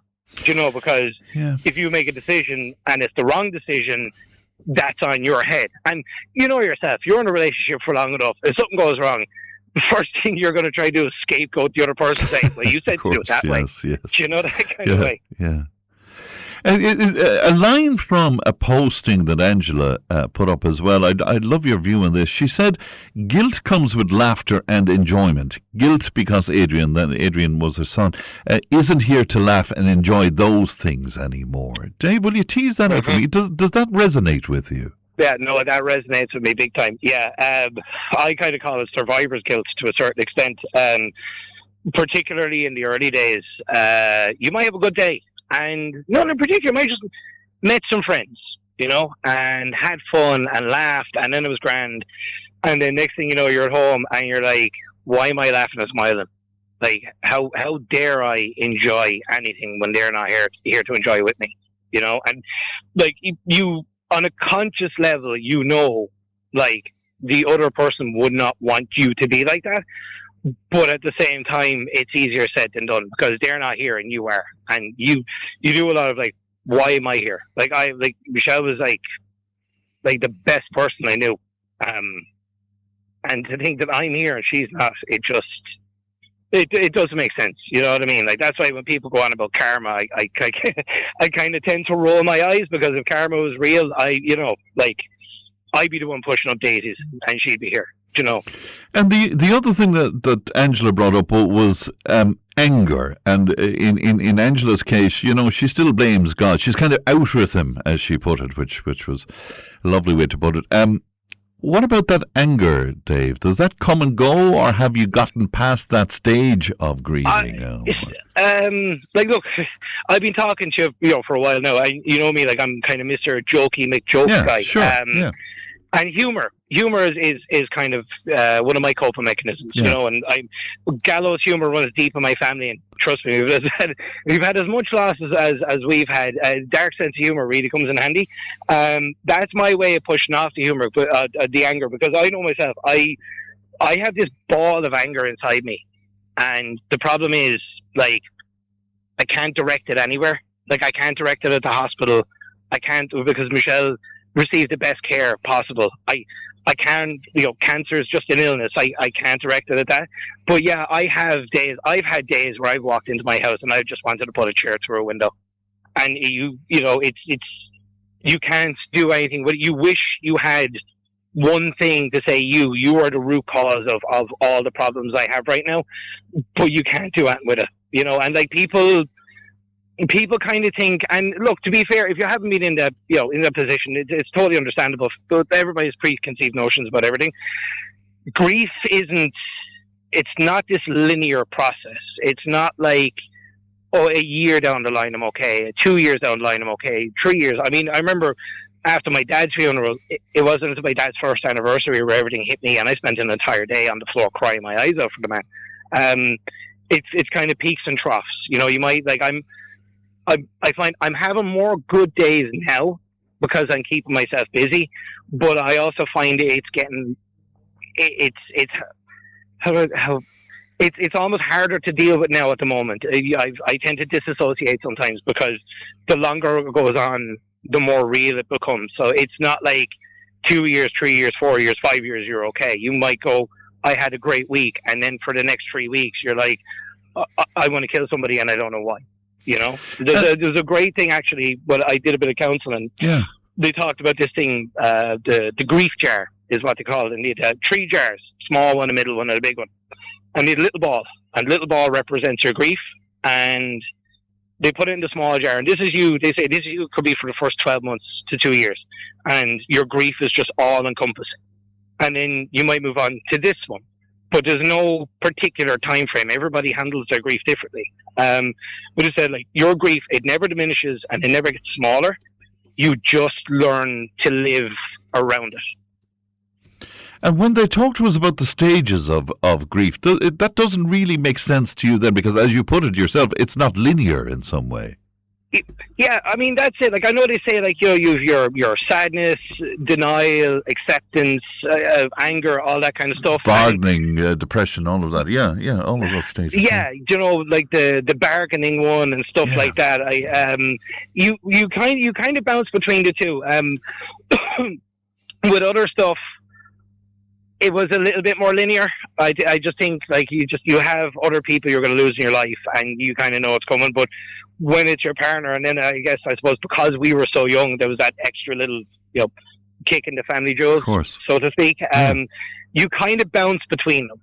Sometimes your anger, sometimes, like, I find my brain hasn't fully processed it yet, because every now and again, it's kind of like the fog lifts, and for a second, I feel like, it kind of fully hits me, like, the gravity of, like, the situation of, like, the last couple of years of everything that's happened, and I can't breathe. Like, it's literally like somebody has just knocked the wind clean out of my lungs, and then the fog sits in again. It's almost as if, like, my own brain is kind of testing me to see, like, can you handle it now? Because we Michelle was saying, we always found, like, after really horrible stuff, we kind of, our brains went into self-defense mode, basically. It's almost like your subconscious kind of knows before you do what you can handle, and kind of teases this stuff out in a way that you're going to be able to handle it, and not just have, like, a complete and utter breakdown. Can I ask you, I'm just conscious that people listening to us today, there may be some people who are in the very early stages of losing somebody very close to them, Dave. I mean, could I ask you for advice for that person? I know you say everybody's different, but if you were to give some advice, what would it be? No, sure. I mean, look, grief, and depending on the kind of grief it is and who you've lost, like, it's a very deeply personal journey. You know what I mean? So there's no real panacea. There's not exactly like a one-size-fits-all kind of a thing. There are certain things that seem to be universal. Like I was talking about, like the brain fog and all that kind of stuff. One thing you'll notice as well is you may have people in your life that you thought would be there more, but they're not, and you tend to get a bit bitter about it. What I would recommend is, if you have something like that, try not to dwell on it too much, because, like, one of the reasons I'm Mr. Jokey Guy is I know myself, if I go to that dark place, I might not come out of it, and every day it's a constant struggle not to go there, But, like, if you're in the early stages, particularly if you have kids, if people are offering help, take it. Don't do the Irish thing of, oh, look, I know both my arms are hanging off right now, but I can still make a sandwich for the kids. Take the help, because it's not always going to be there. And I don't mean that in a mean or malicious way or anything like that. It's like, I'm incredibly lucky that I had so much support, like from friends and family, from my own family. Michelle's family were absolutely amazing. I have hands down the best friends in the entire world. I genuinely, I consider them family. I don't draw any distinction between them and the people I'm blood related to. But like, at the same time, as time goes on, that kind of peters off. And that's fair enough, because other people have their lives to live. Do you know what I mean? And the fact that, like, if you're lucky enough to have them there, use them while they're there. Like, you do need to eventually learn to stand on your own 2 feet as well. But like, when the help is there, take the help. And I don't mean it in a bad way, but it's not always going to be there. Be good to yourself. Be kind to yourself. It's okay to, take a step back and admit this is a load of crap. Don't hide your emotions. Don't hide your feelings, because the thing about grief is grief will come out eventually. And the only 2 choices you have is if it comes out in a healthy way or if it comes out in an unhealthy way. And also, be selfish with your time as well. Don't, because me and Michelle give up a lot of our time looking after other people. And look, going back again, we probably do the same thing again. But I'm not going to lie, I am kind of bitter that we weren't a bit more selfish with our time together as other people were, But saying that, just make time for yourself, be good to yourself, keep busy. And I don't mean keep busy as in go straight back to work, but just have a plan for, this is something I might like to do in 2 months' time or 3 months' time or 4 months' time. Just have something in your brain that you're going to be working on, something that you could maybe just like go out and do some gardening or something like that, something you can switch off, something that you can go on autopilot, or at the very least try to kind of calm the noise in your brain. But still something you can achieve, I suppose, and see it as an achievement. That's it, yeah, because I focused on getting Michelle's 1 year anniversary, and I did a lot. Like, I managed to get her story into every major newspaper in the country, because I just wanted for one brief time for everybody to know who she was. It was the least she deserved. Yeah. But once we got past the 12 months, I hadn't a clue. I hadn't planned that far ahead. And it was like 12 months in a day. And I was like, I have absolutely no idea what to do with myself right now. And that took a bit of while getting out. You feel like you're in limbo, I mean, walk around the house then when the kids are at school. And it's a weird one. Like, do you ever hear the phrase, like, the silence is deafening? Oh, yeah, for sure. Yeah. When you're in this kind of situation, you really actually understand what that means. Quiet is not your friend. You yourself, if you live in a house where you have kids, you're like, I will give anything right now just to hear nobody's voice. I know. When you're on this side of things, you crave the hustle and bustle, the bit of life in the house. The company, I suppose, as well. Yeah, like my eldest went off to Italy for 3 days with the school there a while back, and it was the quietest house it's been in years. I absolutely hated every minute of it. Dave, it's always good to talk to you, and that's wonderful advice, by the way. But thank you so much for coming on with us, Dave. Pleasure. Pleasure as always. Look after yourself. Bye-bye to you now. That's Dave speaking to us there. We'll take a break, and then we'll talk interior design with Karen in just a few moments. Tipp FM's Tipp Today. With Slattery's Garage, Puckon, main Peugeot dealers in the Premier County. And now stocking the full range of the luxury French car brand DS Automobiles. Book your test drive today with Slattery's Garage, Puckon. See slatterysgarage.ie. Join the conversation in Tipperary. Contact us through Facebook, Twitter, or email tiptoday@tippfm.com. Now it's time to talk about interior design, and we're here in Nina, and Karen Prendergast is in our Clonmel studio. Good morning to you, Karen. Morning, friend. Good to talk to you today on this beautiful, gorgeous day. And you're going to talk to us about painting the exterior of our house Is this ideal weather for that, or not so ideal, Karen? Absolutely ideal. Is it? Maybe a touch too hot. Now, we can be painting outside, but I decided on this topic for today because I know from talking to the painters for the last few months, any of the painters that I'm talking to, they're waiting and waiting and waiting for this weather, and they can't start the jobs if it's going to be raining, of course, on outside, and they've been waiting. So I'd say every painter that's listening in this morning is probably painting outside this week because they're behind on jobs from last year. You know, as the weather got bad later on in the summer, they weren't able to do the painting, so there's jobs waiting from last year as well. So I'd say painters and householders like myself were mad for a bit of painting this week. Well, absolutely. No, because it's so difficult to get painters, I suppose some people might decide to do the job themselves. So some advice for them, and I presume, as ever, Karen, it's all about preparation, isn't it? It's all about preparation, friend. And so, you know, if you need to wash down the walls to remove any dirt or green or black or mildew or peeling paint, do that. Scrape off any loose paint that's there and sand the rough areas as well for a smooth finish. Repair any cracks, damaged wood or gaps before painting. So that's your preparation side of things. And I guess that at this point then you have to decide on the paint and the proper paint, Karen. That's vital, isn't it? It is vital, and I think this is one place in the house that you shouldn't scrimp on a good brand of paint. You know, a good grade of paint that you've used before and you're happy with, or you get a recommendation for, or you go into a paint shop and you get a recommendation. So I would say spend the money on the paint, because if you get a good exterior grade paint, you're talking 4 or 5 years out of that paint frame, you know. So and I definitely would recommend lighter colours for smaller houses. If you have a smaller house, my house, as listeners know from living in, I live on the street in Cahir, so I would definitely have chosen a smaller colour or a lighter colour from my main walls, and then the colour of my front door, I mirrored that colour on my windowsills, and for my plinth then I brought the colour of the walls down onto the plinth, so I made the house look taller as opposed to shorter. So and I suppose if you're testing samples, make sure you test them in the daylight outside before you definitely go with that colour. Interesting. And you say you reflect the colour of your front door on your windowsills, even if that front door was dark in colour, Karen? Yeah, mine happens to be a light greeny grey, we'll call it. So it works really well. But I would say to people, if you're trying to make your house look bigger, and we'll come, because I have some colour combinations to call out as well for people listening in. If you're trying to make your house look bigger, definitely don't paint the plinth. The plinth is the bottom part that meets the ground, that's usually a flat surface, or the kinds on the side of the house. Don't paint those a different colour.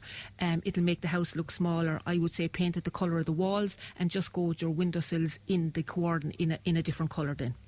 Now, do you have to take into account the landscape, you know, the lawns, the flowers, the stonework, and even the roof? I see some roofs are different colours and the like. Yeah, they are. And even, for instance, I was on a job the week before last, and they had stone in the front of the house. They're probably listening actually this morning. They listen in always when we're on. And they had some red brick, they had stone, they had white, and they wanted to put in new windows. So they got me to help them figure out what colour windows to put in, and also then to paint the outside of the house. So in that particular house, they had several different textures, stonework, etc. outside, and brickwork that we had to take into consideration before we could pick the colour of the windows and the front door. So it's not a simple task if you're spending that kind of money, friend, to be honest. I suppose. And what's fashionable for outdoors paint now by way of colour? Well, I have a few colours to talk about today. So the first one is a green colour, but I've chosen this colour to go with the mid-oak windows that a lot of people have that were really popular kind of 15, 20 years ago.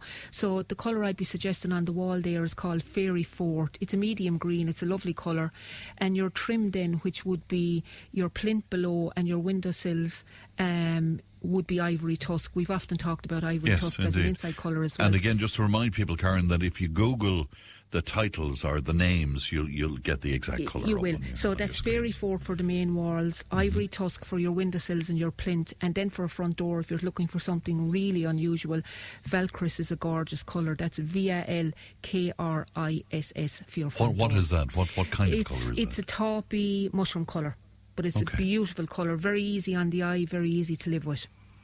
Okay, so there's some ideas for the colours. Now, we were just saying it's beautiful out there. Is it almost too hot, though, to paint in terms of the effect on the paint? You really, anything between 10 and 25 degrees is the temperature that ideal temperatures that we're looking for. So paint during dry weather. I would say on a day like today, start painting earlier on in the morning, finish up when it gets really hot, maybe around 1-2 o'clock, and start again in the morning. But definitely we're avoiding painting in the rain, strong wind, because the wind will blow the paint onto the footpaths or whatever. So, and definitely not in harsh sunlight. So maybe start where the sun is going to be the hottest earlier on in the morning and move around to the shade. I think that'd be a great idea for. All right. Now, you mentioned there the paint splashing on the footpaths. I guess we have to look at protecting that in some way. We have do. We? So if you have plants, if you have plants outside that are near the house, paths, windows, outdoor furniture or anything,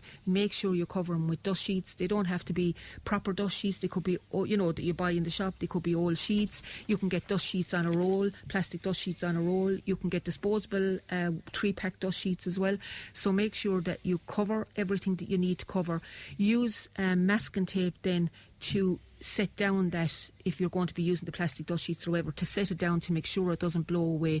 Cover your windows, cover your doors, and you can now get stick-on adhesive covers and everything for your doors and windows, and it comes in a roll in the shops as well. But protect your surroundings, because if you do get outside paint on any of the areas we're talking about, it will be some job to get it back out again when it's dry.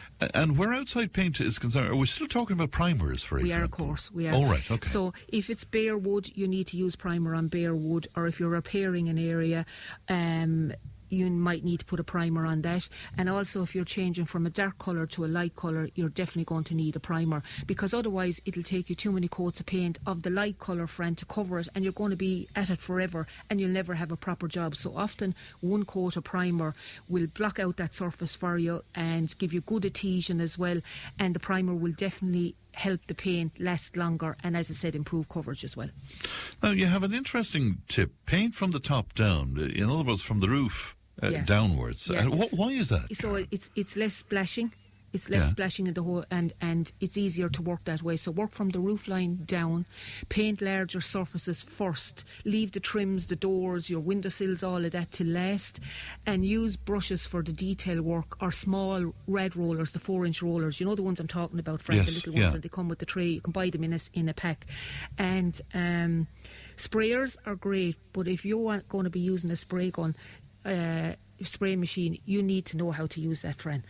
So I would suggest get long pile rollers that are suitable for a 9-inch roller or 12-inch roller for outside work.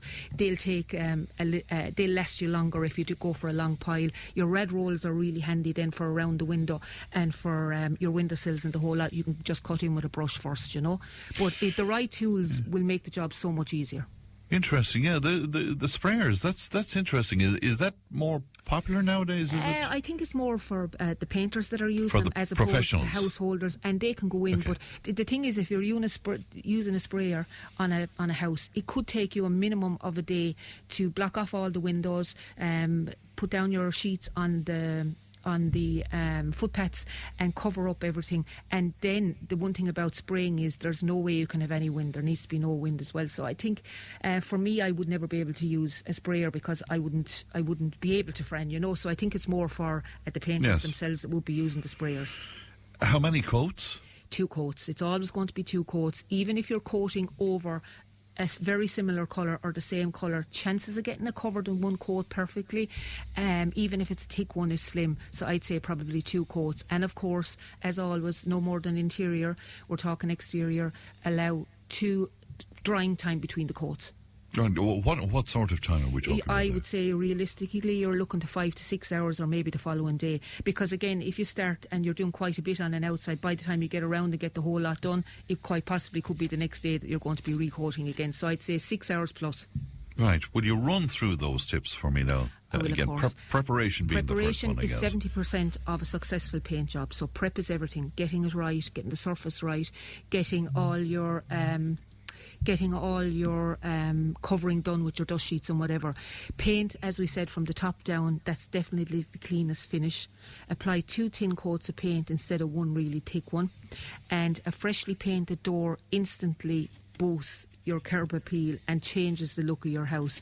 So a front door, even if you weren't painting your house this year and you wanted to change out the look of your door, a great way to do that is painting your front door. And we've spoken about painting the front door before. Make sure the front door is cleaned down. If it needs a little light sanding, sand it. A proper primer suitable for the type of door, whether it's wood, aluminium, PVC or whatever. And then 2 coats of finish. Again, allowing the time to dry in between is really important to get a perfect finish. Difficult question, Karen. One of our listeners is a 3-bedroom bungalow, wondering what it would cost to paint that by way of the paint, because she wants to do it herself. I would say realistically, you're probably 3-bedroom. You're probably looking at somewhere around €400 to €500 for paint. For paint, yeah. Right. And okay. Would that get you everything you need? I'd say that would nearly get you everything. Yeah. Normally this time of the year there's a deal on the paint as well. Of course, it depends on what colour you're going for. If you're going for a bespoke colour and it can only be mixed in gallons, well, those gallons could be maybe €120, €130 each. So, but I would say €500-600 should do that 3-bed bungalow, no problem. Right. Somebody making an interesting point as well, with an interesting question, and saying, if you're hiring a painter, should you buy the paint yourself? Again, and I come across this all the time, because as an interior designer, I'm in houses advising people on all sorts of queries.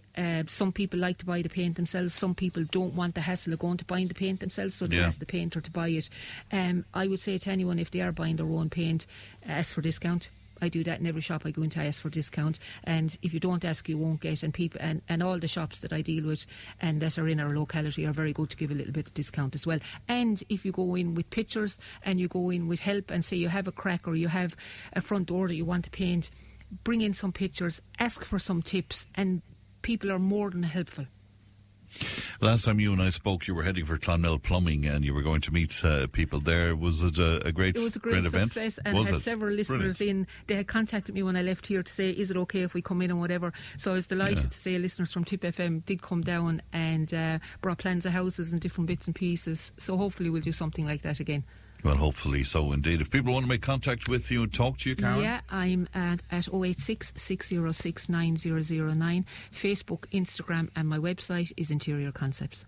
All right. Pleasure as always, Karen. Thanks very much indeed. Thank you. Good morning to you. That's Karen Prendergast, our interior designer, speaking to us today. We're live from sunny Nina. It's lovely to say that, isn't it? News and information's on the way. Tipp FM's Tipp Today. With Slattery's Garage, puck on. It's time to change. Test drive the award-winning range of Peugeot hybrids and fully electric vehicles at Slattery's Garage today. See slatterysgarage.ie. Tipp Today, in association with Slattery's of Puckon, your main Peugeot dealer for over 50 years in the Premier County. slatterysgarage.ie.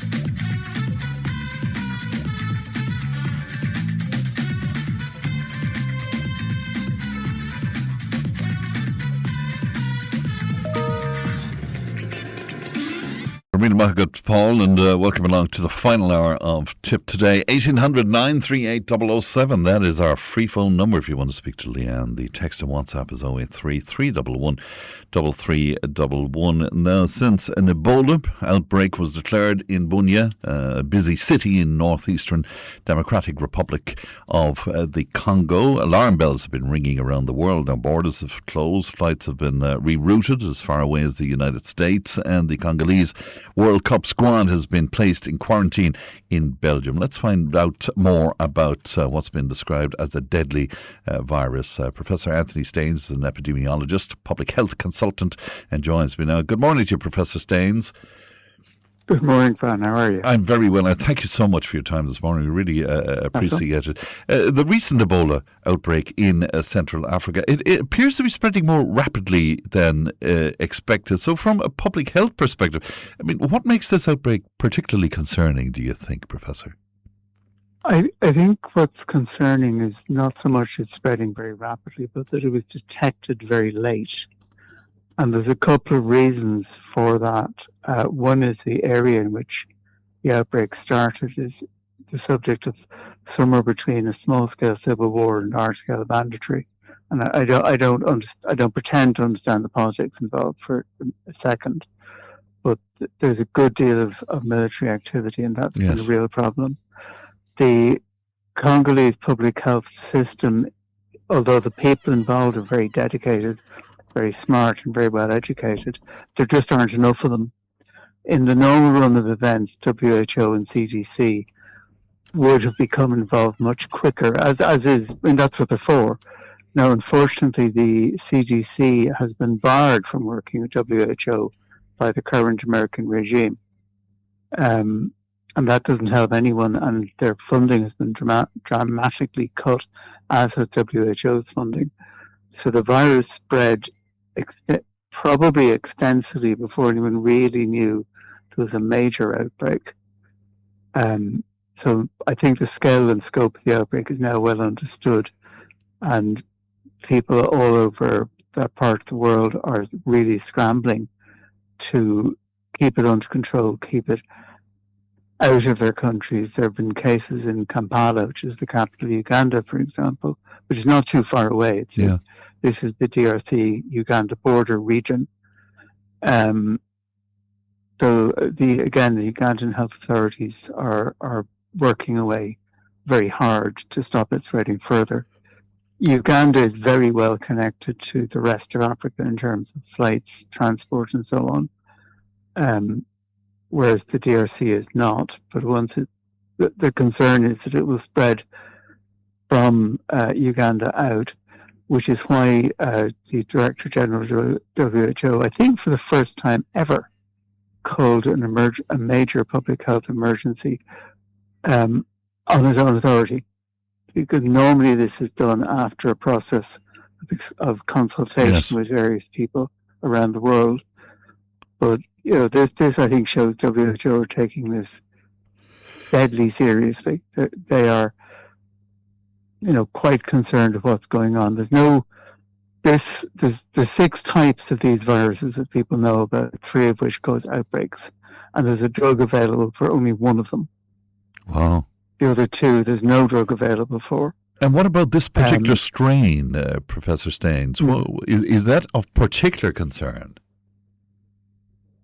Well, it's an unpleasant condition. Now, we talk about them, one thing just to sit on, we talk about them as viral hemorrhagic fevers. Yes. But bleeding is a very, very, very late stage in most people.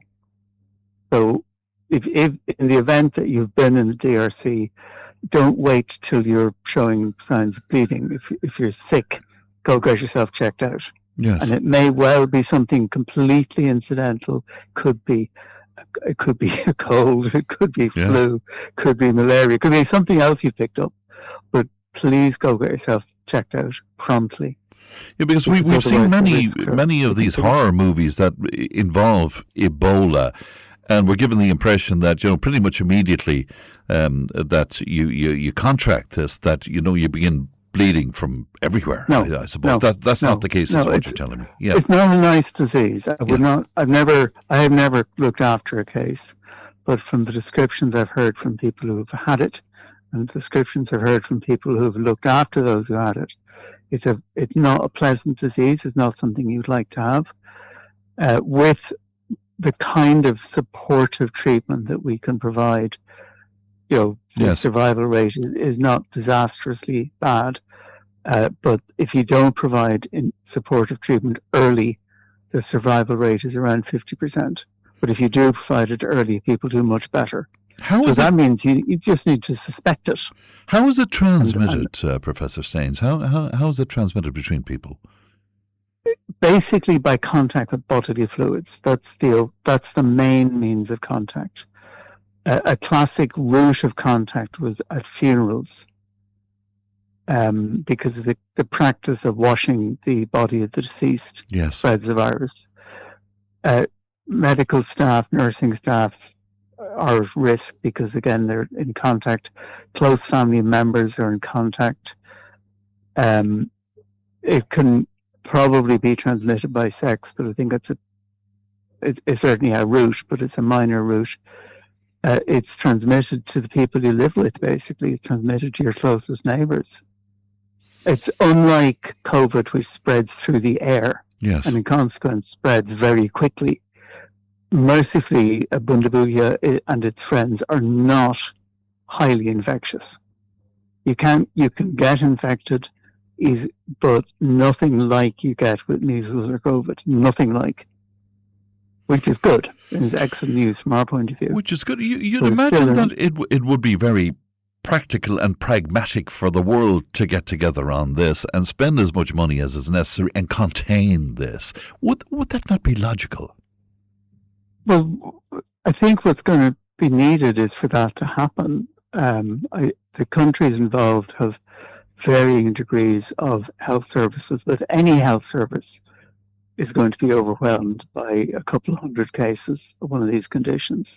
Our health service couldn't cope with 100 people turning up with viral hemorrhagic fevers. We're just not designed for it.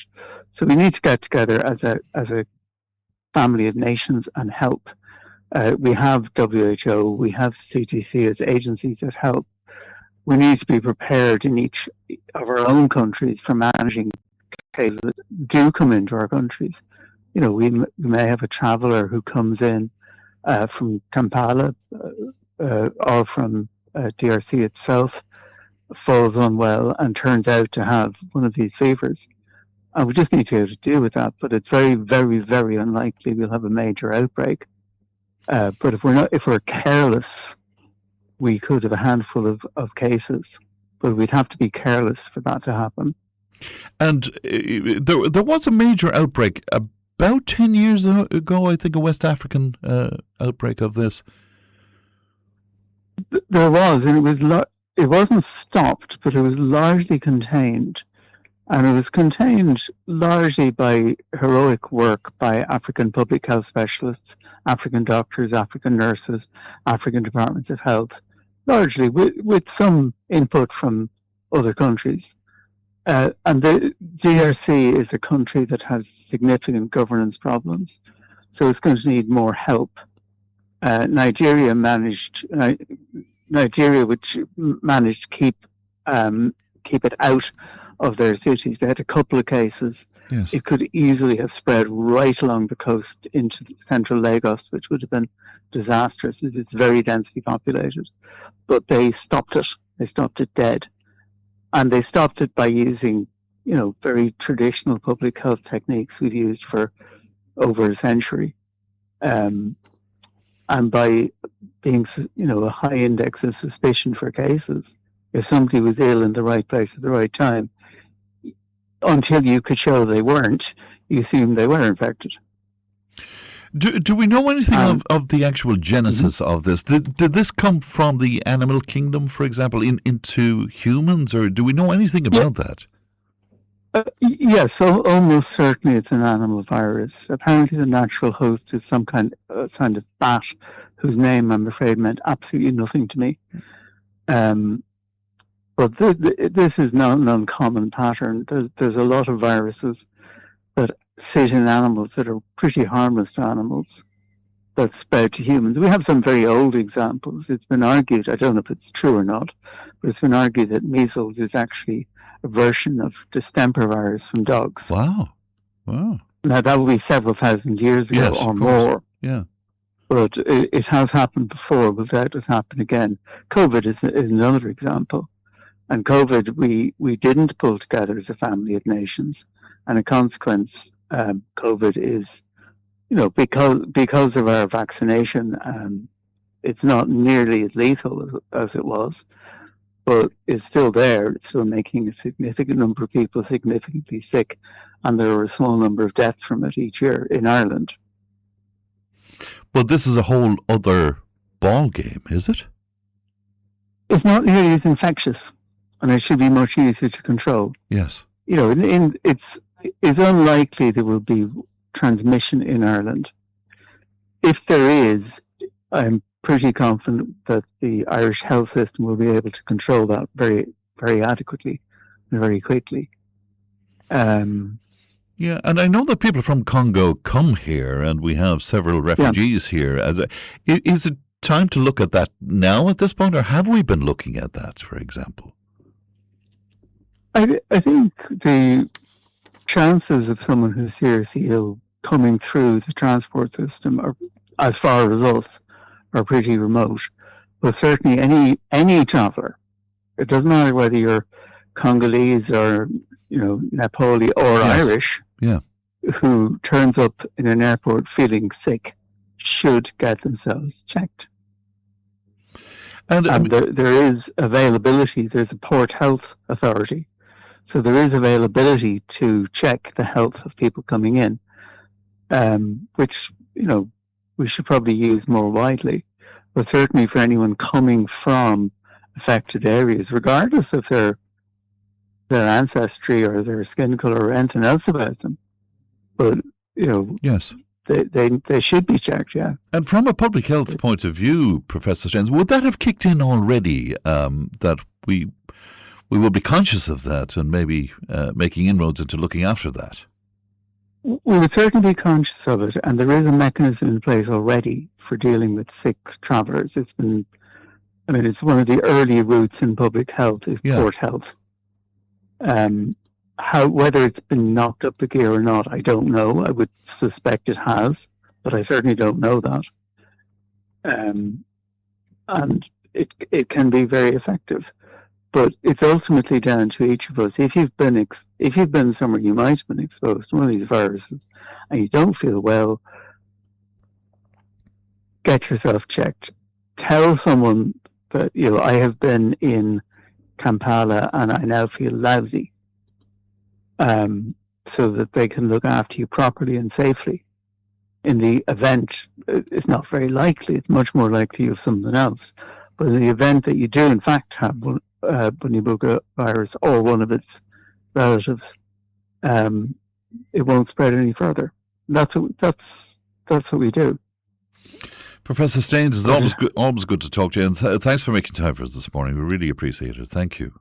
Thank you. A pleasure, friend. God bless. Good morning to you. That's Professor Anthony Staines there, epidemiologist, public health consultant as well. How do you feel about that? 1800 938 007, 18 past 11. Tipp FM's Tipp Today. With Slattery's Garage, Puck On. Main Peugeot dealers in the Premier County. And now stocking the full range of the luxury French car brand DS Automobiles. Book your test drive today with Slattery's Garage, Puck On. See slatterysgarage.ie.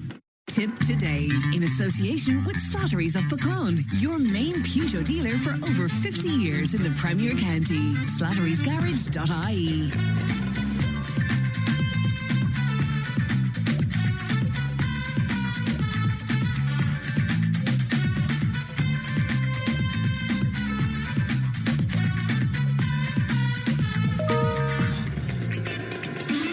And you're very welcome back to Tipp Today. Now, last week on the programme, Stephen was sitting in for me, and he was joined in the studio by Senior Programme Manager for the Water Supply Project, Eastern and Midlands Region, Gary Gibson, to discuss the highly controversial, indeed, Shannon Pipeline proposal. Now, among the points that Mr. Gibson made was that Uisce Éireann has carried out extensive analysis into all the possible solutions to meet the long-term water needs of the Eastern and Midlands region. He went on to say that the process involved assessing more than 1,100 potential options, with 591 considered feasible, taking into account technical, environmental, economic risk and cost factors. He also said the overall process has been independently reviewed. Now, I'm glad to be joined by Councillor Seamie Morris and Councillor Phyll Bugler, who have been among the voices of opposition in relation to the project. And you're both very welcome indeed. And thanks for coming into us today. Seamie, can I start with you on this? Because I think to describe you as being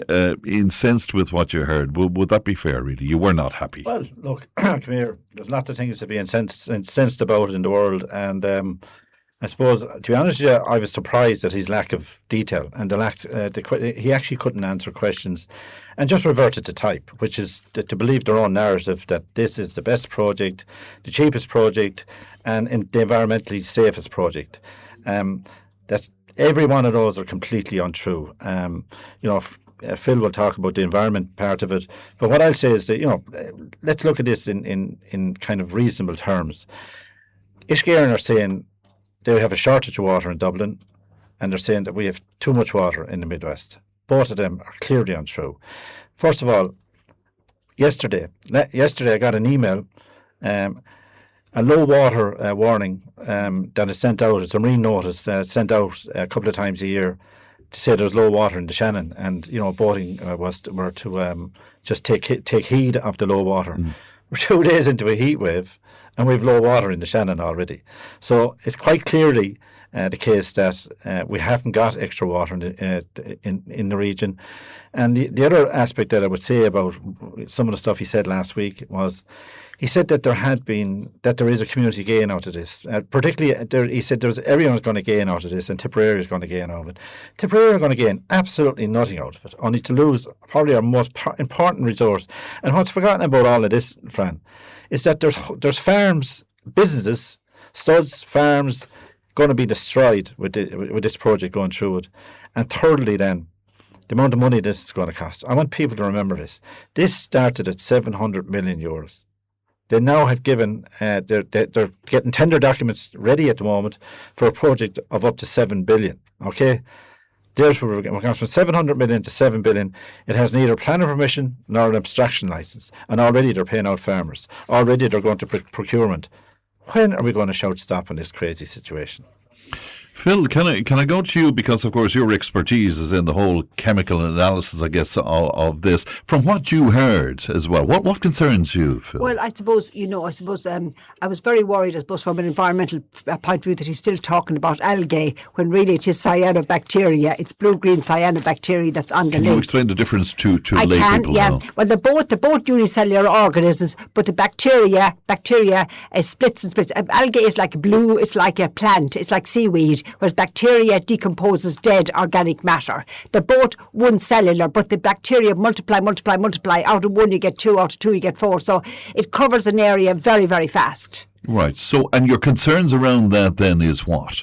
Well, it's toxic. Yes, yeah. It's dangerous to humans, and it's dangerous to it's very dangerous to animals, and it will and particularly for the cyanobacteria, this is what they call blue-green algae. Blue-green cyanobacteria forms in an area where you have a limestone region, and the Shannon navigation is really a limestone region with greater pH than 8, so it's alkaline.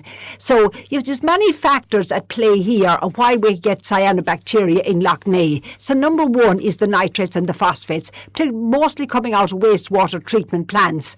And really, if Ishki were serious about the environment, they would have properly upgraded the plant in Ballina that we asked for, rather than just giving us a secondary treatment plant and giving us partial tertiary treatment phosphates, which I really question, but no nitrate removal, which causes the plant growth. Right. So when the plant dies, bacteria decompose it, that creates what they call the blue-green cyanobacteria, and that is the problem. It's like a green scum-like paint that is very, very toxic. Right, but I presume they've taken that into account in some fashion. Have they future plans for that, Phyll? I don't think so, because the abstraction point where they're taking it from it would have, but the abstraction point where they're taking it is Partine Weir. Now remember, they have nearly closed the sluice gates at Partine Weir, so they've created a pond there. That is ideal conditions for cyanobacteria to grow. So that's where they're abstracting it from.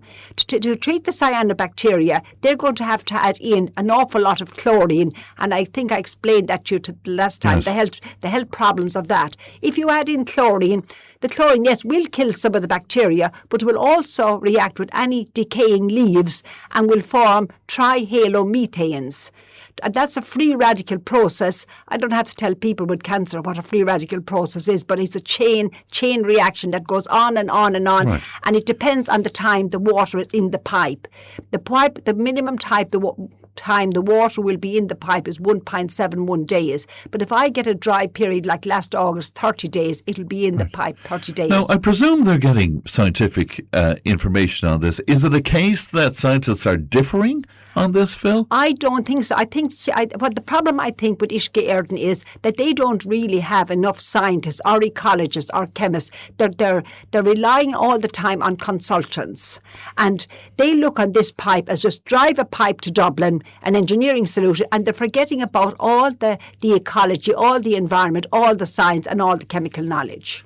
Seamie, we often talk about alternatives and whether or not alternatives were considered properly. I mean, they're saying that they've undertaken detailed analysis of all of the alternatives out there, and it always comes back to this as being the best option. Well, look, come here. We've been trying to say it from day one. This is the wrong project in the wrong place. Partine, where they're taking the water from, there isn't enough water going through Partine today to drive one turbine in Ardcrusha. So how can we have an oversupply of water? Plus, it's probably one of the most environmentally sensitive areas in the country. It's protected by 2 European laws. This thing hasn't a hope in hell of getting past Commission Penala. If Commission Penala are doing what they're supposed to be doing, which is standing up for the environment, have they looked at other? I mean, here, fix the pipes, fix the leaks. In 2022, 2023, and 2024, Uisce Éireann's leakage went up, not down. Well, they're saying that leakage reduction alone will not address the sustainability or resilience issues that are endured daily. That's very stark what they're saying. They would say even to fix that, they're saying that this won't fix everything. They haven't tried to fix it. Listen, the CRU have fined Uisce Éireann €20 million for not making their own leakage targets. How on earth? Come here, if you pump 330 million litres of water, treated water, by the way, treated in Tipperary and pumped 173 kilometres to Dublin, when that goes to the pipes in Dublin that are losing 300 million litres of water a day, it's going to leak more. So literally you're treating the water in Shannon to pump into the Liffey. That's exactly what they're doing. This project is completely and utter madness. But the other point of it is they have plenty of water in Dublin. They're sitting on a massive amount of groundwater. The Slaney is 30 kilometres north of Dublin. We have desalination is working in every place, in every tin pot dictatorship in the country except this tin pot dictatorship. And also, Pool of Foca has 1.8 billion litres of water lying in it, not being used. So plenty of alternatives, but they came up with this. See, this is what happens in this country. Someone comes up with a plan. Consultants are the new gods in this country. They come up with a plan. The plan sticks, and they're looking at the plan. You know, we're after spending 10 million on that now. We can't stop a €10 billion project because we're after wasting 10 million. And that's exactly what's after happening in this country. Nobody shouted stop.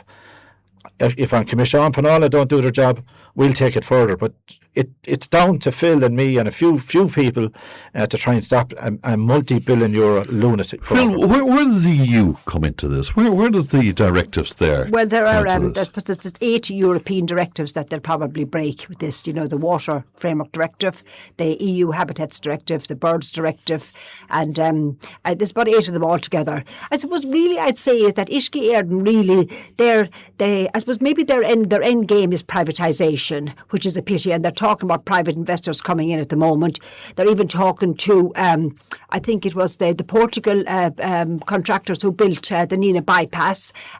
So really where this is going is privatisation, and that is an awful shame, because really, you know, I'd like them to really to think about the science and think about the ecology and think about what they're doing. The government is denying, your own party is denying that privatisation is it? Yes, I hope they're right. I hope they're right. But when I hear talk of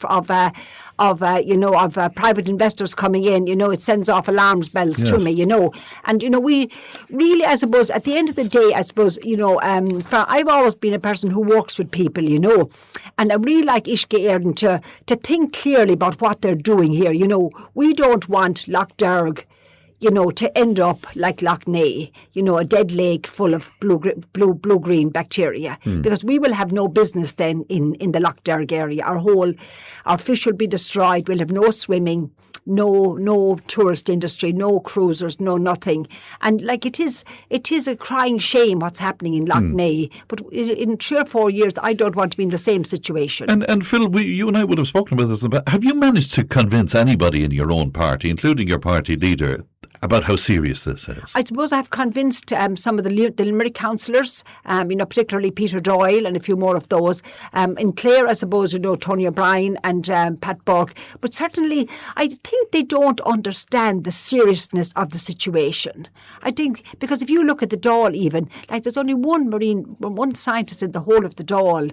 And, I don't think they understand it. And the danger is, and I have to hold my own hands up here, is the moment you got into the science of it, I had to say, well, look, can we sort of make this easy for ordinary people who don't have that kind of background? Yes. Is that part of the problem? I think it is. Understanding and I think that's where Uisce Éireann need to get to go in depth and see exactly what's going on here, to look at the whole ecology of the lake, to look at the drought periods when we get the cyanobacteria and say, hold on lads, this isn't going to work here. Because we've at the moment under the old bridge at Killaloo, we probably have no flow. So maybe if you have 6 cubic metres per second, if they're going to be taking 3.8 to 4.2, you're up at 65% abstraction. Paint the picture for me, Phyll. If this were to go ahead, and Seamie thinks it just won't because for all sorts of reasons, if it were to go ahead, paint that picture for me of where the Shannon Basin would be. I think very shortly, once they start abstracting, that we would see more and more cyanobacteria. I think that we would have this paint-like scum. Particularly, it's there already. It's in Tinnaran. It's in lots of areas around the lake. I mean, you look at the water supply system for the whole of Nina. That's on the remedial action list for trihalomethanes at the moment. So why is it so high? Because of a cyanobacteria in Lough Derg that they were trying to treat with chlorine. So this is the water that they're going to pump to Dublin. The picture will be that we will have scum-like, blue-green scum-like cyanobacteria all around the shores of Lough Derg. It will multiply, as I said, it multiplies and multiplies, it doesn't stop. And there's many factors going on in Lough Derg. It's not just the nutrients. You also have the zebra mussels. I mean, they're an invasive species. There's trillions of them there. There's 10,000 brought in by the boats, Brought in by the boats. Yeah. They're multiplying all the time. And they also produce nitrates by their process. When they filter the water and they absorb a lot of the plants and they sink to the bottom. But in that process, they produce nitrates as well, which fuels more plant growth, which means more cyanobacteria. Seamie's just showing me pictures of it. Flow of water into Limerick. Wow. I mean, it looks like a bomb. Last September, that's the flow of water into Limerick. It's incredible. More people need to see that. Is there a danger? And I think we might have touched on it before, Seamie. I was listening to National Radio and they had a panel discussion, and this was one of the items. And it was almost as if, look, would the hillbillies down in that area, would they get themselves together? This is necessary for the growth of the country, particularly the growth of the capital. It needs to happen. It should be just ordered to happen. Yeah, look, and that's exactly what's happening at the moment with the critical infrastructure bill. The government have bulldozed the critical infrastructure bill through the Dáil. I spoke to a senator this morning. It's going through the Shannon now. And what is a critical infrastructure bill? Well, basically, a government minister can decide what is critical infrastructure. It could be a data centre in the middle of Nina. It could be a biogas project in Ballymackey.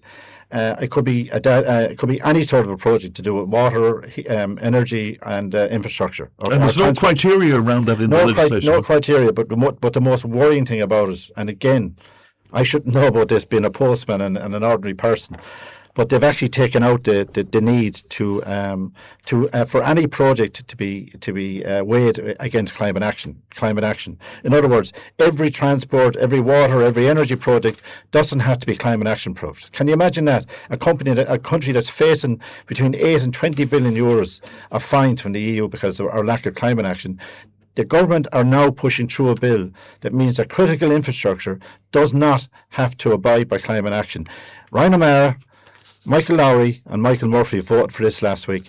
Ryan O'Mara is outside in Ballymackey telling them he's on their side on the biogas thing, and he went into the Dáil last week and took out any need for anything to be climate action proofed in the same. That's amazing, but ordinary people are being penalised with carbon taxes, for example, and on the other hand, then this is happening. Climate action bill is going through the Dáil. Has gone through the Dáil, and it's going to the Shannon now to be passed. And every project to do with energy, transport, and water does not have to be climate action proof. Can you imagine that for a country that's been hammered by the EU in fines? We're living in. If Donald Trump did this, we'd be given out. This is what we've turned into.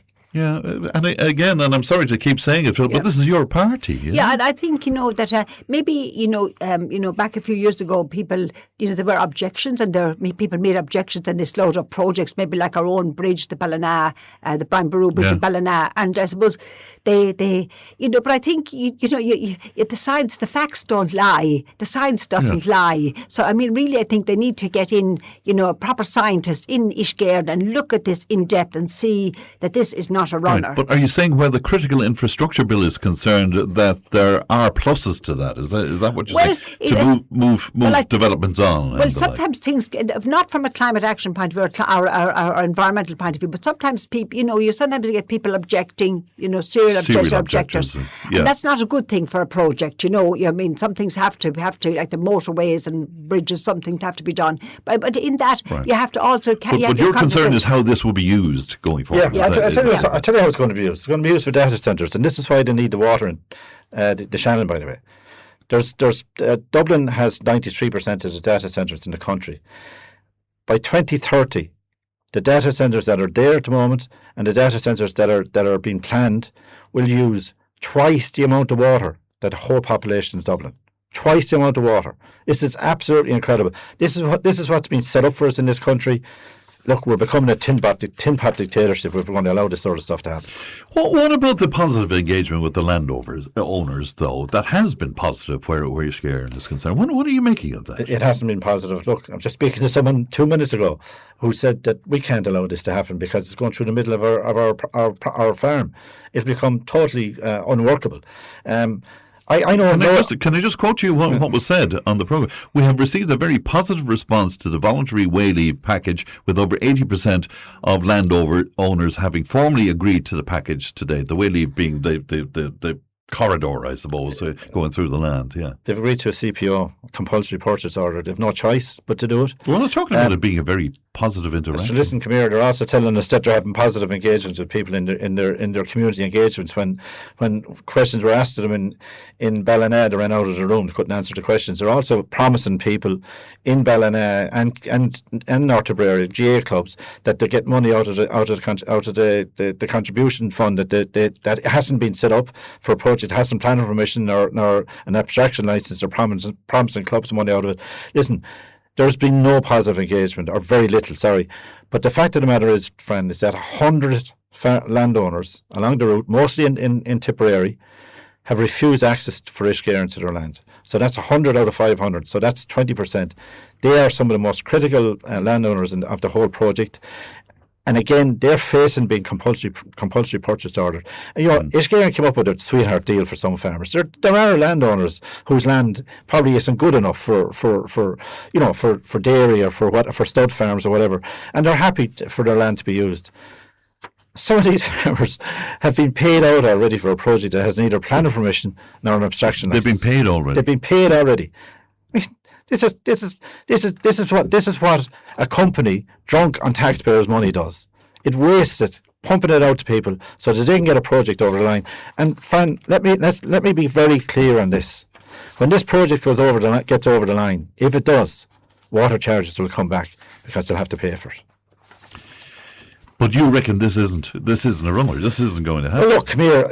You're talking to a person that's not college educated or whatever, but I've read enough stuff over the last week, and I've read what they've put in as an environmental impact statement. If that gets through on Commission Penola, and again, Phyll and I have a major problem with Commission Penola, we don't think they have the expertise to deal with this. We honestly don't think they have the environmentalists. Does that concern you, Phil? It does. It does concern me a lot. In terms of the science background? Absolutely. And it's the same with Ishgard, and they seem to be run on consultants. So I'm hoping, I've sent in a PQ into the... But you're an elected representative with a background in this. Why aren't they listening to you? I don't know. Fran, I think, as I said, there's only one scientist in the whole of the Dáil. I mean, you have to really go through it and repeat it a lot of times for them to understand it. But you don't have to be a scientist to realise that if this goes wrong... This goes wrong. This is big stuff here. It is big stuff. And I'll just make an analogy with Ardna Crusher. Like 100 years ago, we might have known, what an effect Ardna Crusher would have had on Lough Derg.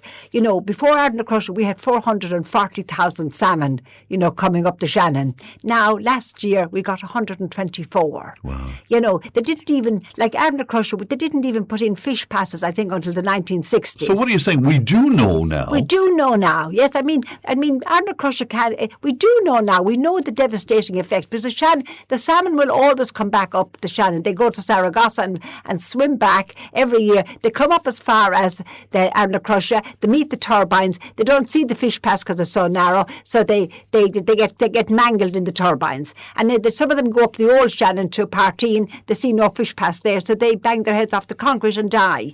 Like we really have an environmental catastrophe already happening, and now we're heading for another one. We're compounding it exactly. In some way. What has been spent so far? Do we know? We don't know. I would estimate. I would say that we've gone over 100 million on everything so far for a project. Yeah, because so far before planning permission for. Yeah, they had to do surveys, and they've gone in and land, and they've done surveys. They've paid farmers. They're paying consultants. They put in a 1,075-page. EIR, Environment Impact Statement. They had to pay hydrologists and consultants to do that, and they didn't even do it right. Yes, Phyll. I think they've paid out 167 million on consultancy already. Wow. That's the figure. 167 and we have water shortages all over Tipperary. We have wastewater infrastructure pumping sewerage into rivers. Is that specifically, Phyll, on this project? Yes. Just give me that figure again. 167 million. 167 million. Do you know, people will be out there scratching their heads about this.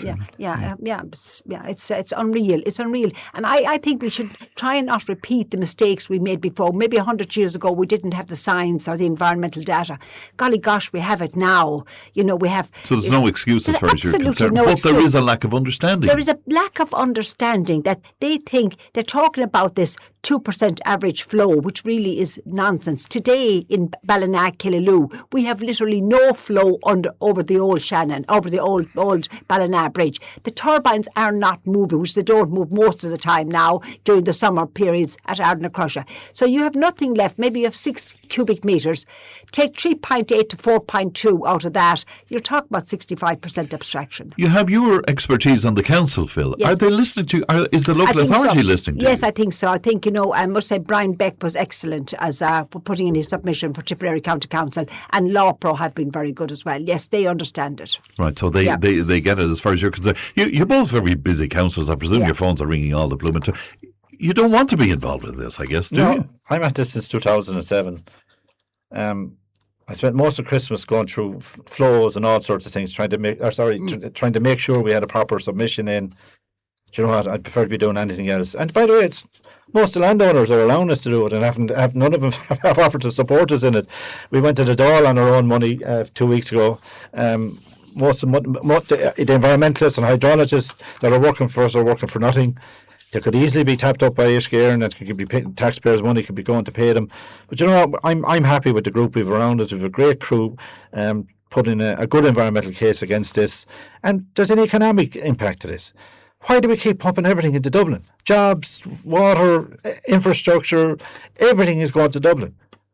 What about proper spatial development? It's not happening here. And the government have resigned, and they're decided that they're not even going to bother to spatially, to have the country developed properly. Yes, Phyll. Yeah, I just think that Ishgare need to call a public meeting where people can go, and we hadn't had that up to now, where people can go and raise their concerns and they sit and answer the questions. Up to now, we've had 2 consultations in Ballina, Killaloe, in a small little room. Well, they say they've had extensive public consultations. I wouldn't call it extensive, Fran. The first time I went on the 12th of February. And they said environmental, I'm sorry to cut across you, Phil, they said environmental and technical experts were available to provide the information to the public and these community groups. But that's not actually true now. First of all, there was 4 people in the room when I arrived in, and none of them had a name tag, so I didn't know who was Ishgare and who was not. But when I asked them any questions questions about cyanobacteria. They didn't know what I was talking about. And I asked them during a drought period like last August for 30 days, will you turn off the pipe? He said, no, I won't turn off the pipe, but will be no abstraction. I said, what's the difference? He couldn't answer any of those questions.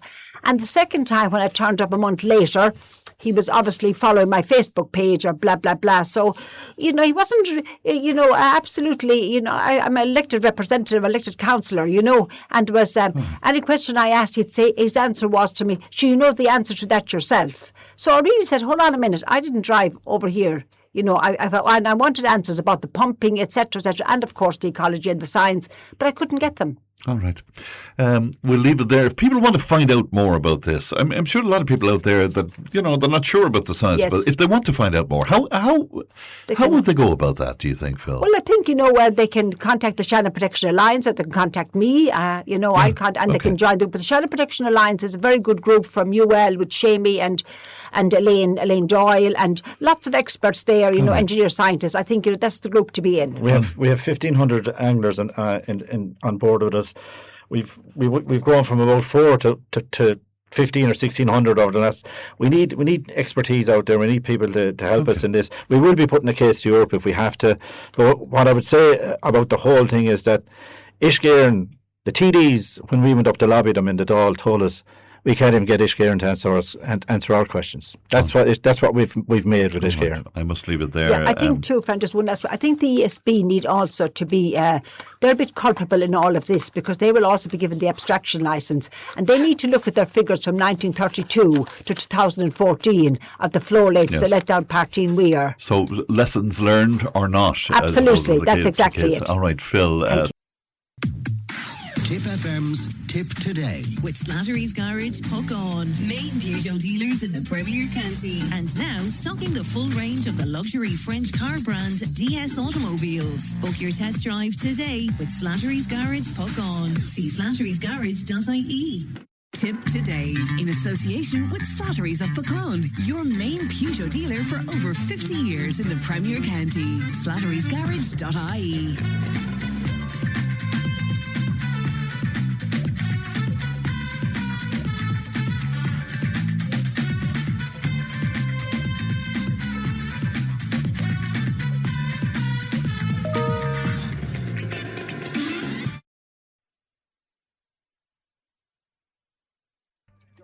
And the purchase of rooftop solar panels by Irish homeowners have surged since the start of the war on Iran, with both the Sustainable Energy Authority of Ireland and the trade body Solar Ireland reporting sharp increases since the beginning of March. Now, Oak Energy is one of Ireland's leading renewable energy companies, specialising in solar, battery storage and smart energy solutions for homes, farms and businesses nationwide. And Garrod Whelan is Chief Revenue Officer at Oak Energy and joins me now. Good morning to you, Garrod. Morning, Trent. And thanks for coming on with us today. Your company, you've introduced the next generation, I suppose you could call it, of all-in-one solar and battery storage system, Garrod. Yeah, so we just launched our own inverter battery module, the AIO Connect. And I suppose the whole idea for it is it's a system that's been designed and specifically thought out for the Irish market. So here, I suppose, with it is battery storage. So it's all about maximising your self-consumption. And then as well as that, I suppose, being able to buy and sell battery storage power with the grid, using the advances in AI. So very little for the customer to do, for the homeowner to do, and generating extra revenue for yourself. So saving you even more money again on your solar PV and battery system. Now, battery storage is particularly important, I understand, here in Ireland. Is that because of the volatility of the weather? Yeah, here with it, we have obviously during winter months, and we've long I suppose hours of darkness. So when you have battery storage, we have good night rates and bits and pieces like that. So what you can do is you can store, or you can basically charge that energy at the cheaper rate, and then use it during the daytime rate during the winter. And then obviously when we have our longer days, when you're generating excess energy, you can store that in the battery and you can use it in the evening or late into the night. When there's less generation. So what it does really is it gives you more energy independence. And I suppose that's become extremely important, I suppose, with the energy crisis, that when you have battery storage, the main source of energy, and when you have solar PV, the main source of energy in your home, for your electricity is your solar and battery. So you're less reliant on the ESB, and the more power increases and all the rest that happens, and the more price increases that happen on electricity, it doesn't have as much of an effect on your pocket. Can you dispel some of the myths around solar energy, particularly solar energy here in Ireland? Because some people have the opinion, sure, look, if we don't get much sun, I mean, it's a beautiful day today, but we don't get much sun, so, why should we invest in this, and really, what good is it to us? Yeah, like here, it's daylight that it works off. Here, on a day like today, the amount of energy it's going to produce, you'll never use it. Like here, if we had a day like today every day, 4 or 5 panels on every house to do loads. But the reality of it is here, we size the systems appropriate to the house. No matter how big or how small a system you go with, and how big or how small your bills are, typically we can size a system that will give you on a residential property payback of somewhere in the region of 5 to 7 years. Here, with the way, again, the price of energy has gone, that's coming down. And obviously with this advancement with the AO Connect and the battery storage that we've with it, the payback will be even quicker again. And on businesses, then you're looking at anywhere between 2 and 4 year payback as well. So the reality of it is daytime and light that works with the solar PV. And in Ireland, we do have quite long days. So we do get plenty of solar generation. So it works very, very effectively. I'm actually looking at something around this myself at home at the moment, but I'm kind of confused about the incentives and the grants that are available to people, Garrod. Yeah, so the SEI grant is available for all homeowners. That house was built prior to 2021. Yes. So there's up to €1,800 of a grant available there. Most households at this stage, like our average system, will be about 5 kilowatts at this stage. So they'd be eligible for the full €1,800 grant. On that grant, even with it, we actually charge the customer net of the grant, and we look after a lot of the paperwork and everything in the background and help you through the process. So it's very, very simple. It's literally a simple application at the start. Only takes a couple of minutes, and then we look after the whole process from there. And even waiting for the money and all the rest of it, we do that on the customer's behalf. So that's something that us and Oak Energy do to make life even easier again for the homeowner. So it's a very simple process, and again here it helps with the payback, so it makes your payback even quicker again. And that's the other thing too. I've been looking. I mean, I see advertisers everywhere advertising that people will install this and do this. The importance of somebody though who you can trust and who'll do it properly. Like I suppose the thing with it is, like solar PV, I suppose after your house and your car is your next biggest investment in your home. And you really want to be backing yourself with a company who, here, these panels come with a 25-year warranty on the panels. Here, the inverter and battery is a 10-year warranty. Here, like that, there is software updates and bits and pieces that go on in the background, but just to have someone on the other end of the phone if there ever was an issue or ever was a problem, it means a lot, especially in a big investment. And I suppose that's where, with Oak Energy, that's what we pride ourselves on. Here at this stage, we're up touching on 300 employees. At the moment, we're actually recruiting nationwide as well. We're looking for, we're in around 60 more people between roofers, electricians, plumbers. So with ourselves, I suppose you're going to be, if you're going down the solar PV route, what we pride ourselves in is in our aftercare. If there ever was a problem or an issue down the line, there's someone on the other end of the phone. And the future of renewable energy in Ireland, when you look at that, Garrod, what's your view on that? Like everything is all about moving away from fossil fuels. Like at this moment in time, and it's another thing that we do is the one-stop shop retrofitting. So like a lot of the households in Ireland aren't really suitable for a heat pump just yet. So they need insulation upgrades, window upgrades, the whole lot. And a lot of people here, it's a nervous journey to go on because it's doing a big investment and a big change in your home. But I suppose with the likes of ourselves, we'll project manage the whole lot of it from start to finish. A lot of the time people are pleasantly surprised with how cheap it is to retrofit and do up their house, to move away from the oil boiler to a heat pump, because that's the end goal. Move your house to a heat pump, get away from the oil, get away from gas, solid fuel, and to move to an air-to-water heat pump, and then having solar PV panels in on top of that. So you're offsetting your electrical costs that your heat pump needs. Like, that is the end goal for every home in Ireland. And I suppose with the SEI and the new grants that are available on the full retrofit side of it, it's becoming a lot more achievable for people to do. And again, it's, I suppose the the payback and that on the air-to-water heat pump and all the rest. There's been an increase on the grants. Now, an air-to-water heat pump with a radiator upgrade, the grants are now €12,500. So it's near, depending on the household, but sometimes at this stage it's nearly cheaper to upgrade to a heat pump than to put in a new oil boiler. So it's becoming, that's the way, and that's the way we all need to go, and I suppose it's the way it will go in years to come. And I suppose with the SEI grants, it's becoming more attainable for homeowners. And then on top of that, there's lots of green incentives for finance.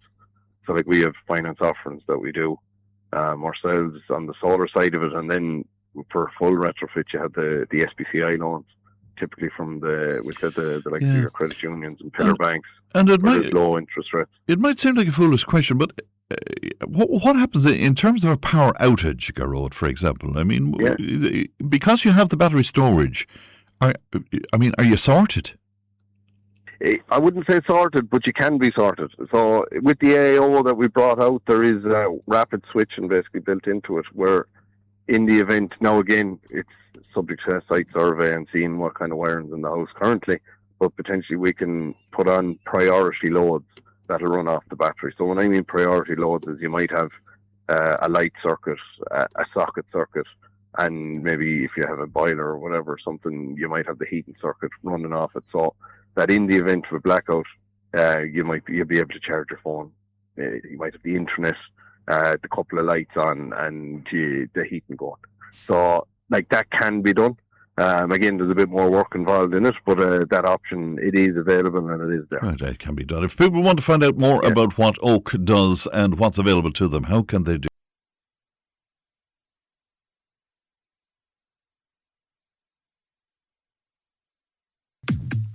Tipp FM's Tipp Today. With Slattery's Garage, Puck On. Main Peugeot dealers in the Premier County. And now stocking the full range of the luxury French car brand DS Automobiles. Book your test drive today with Slattery's Garage, Puck On. See slatterysgarage.ie.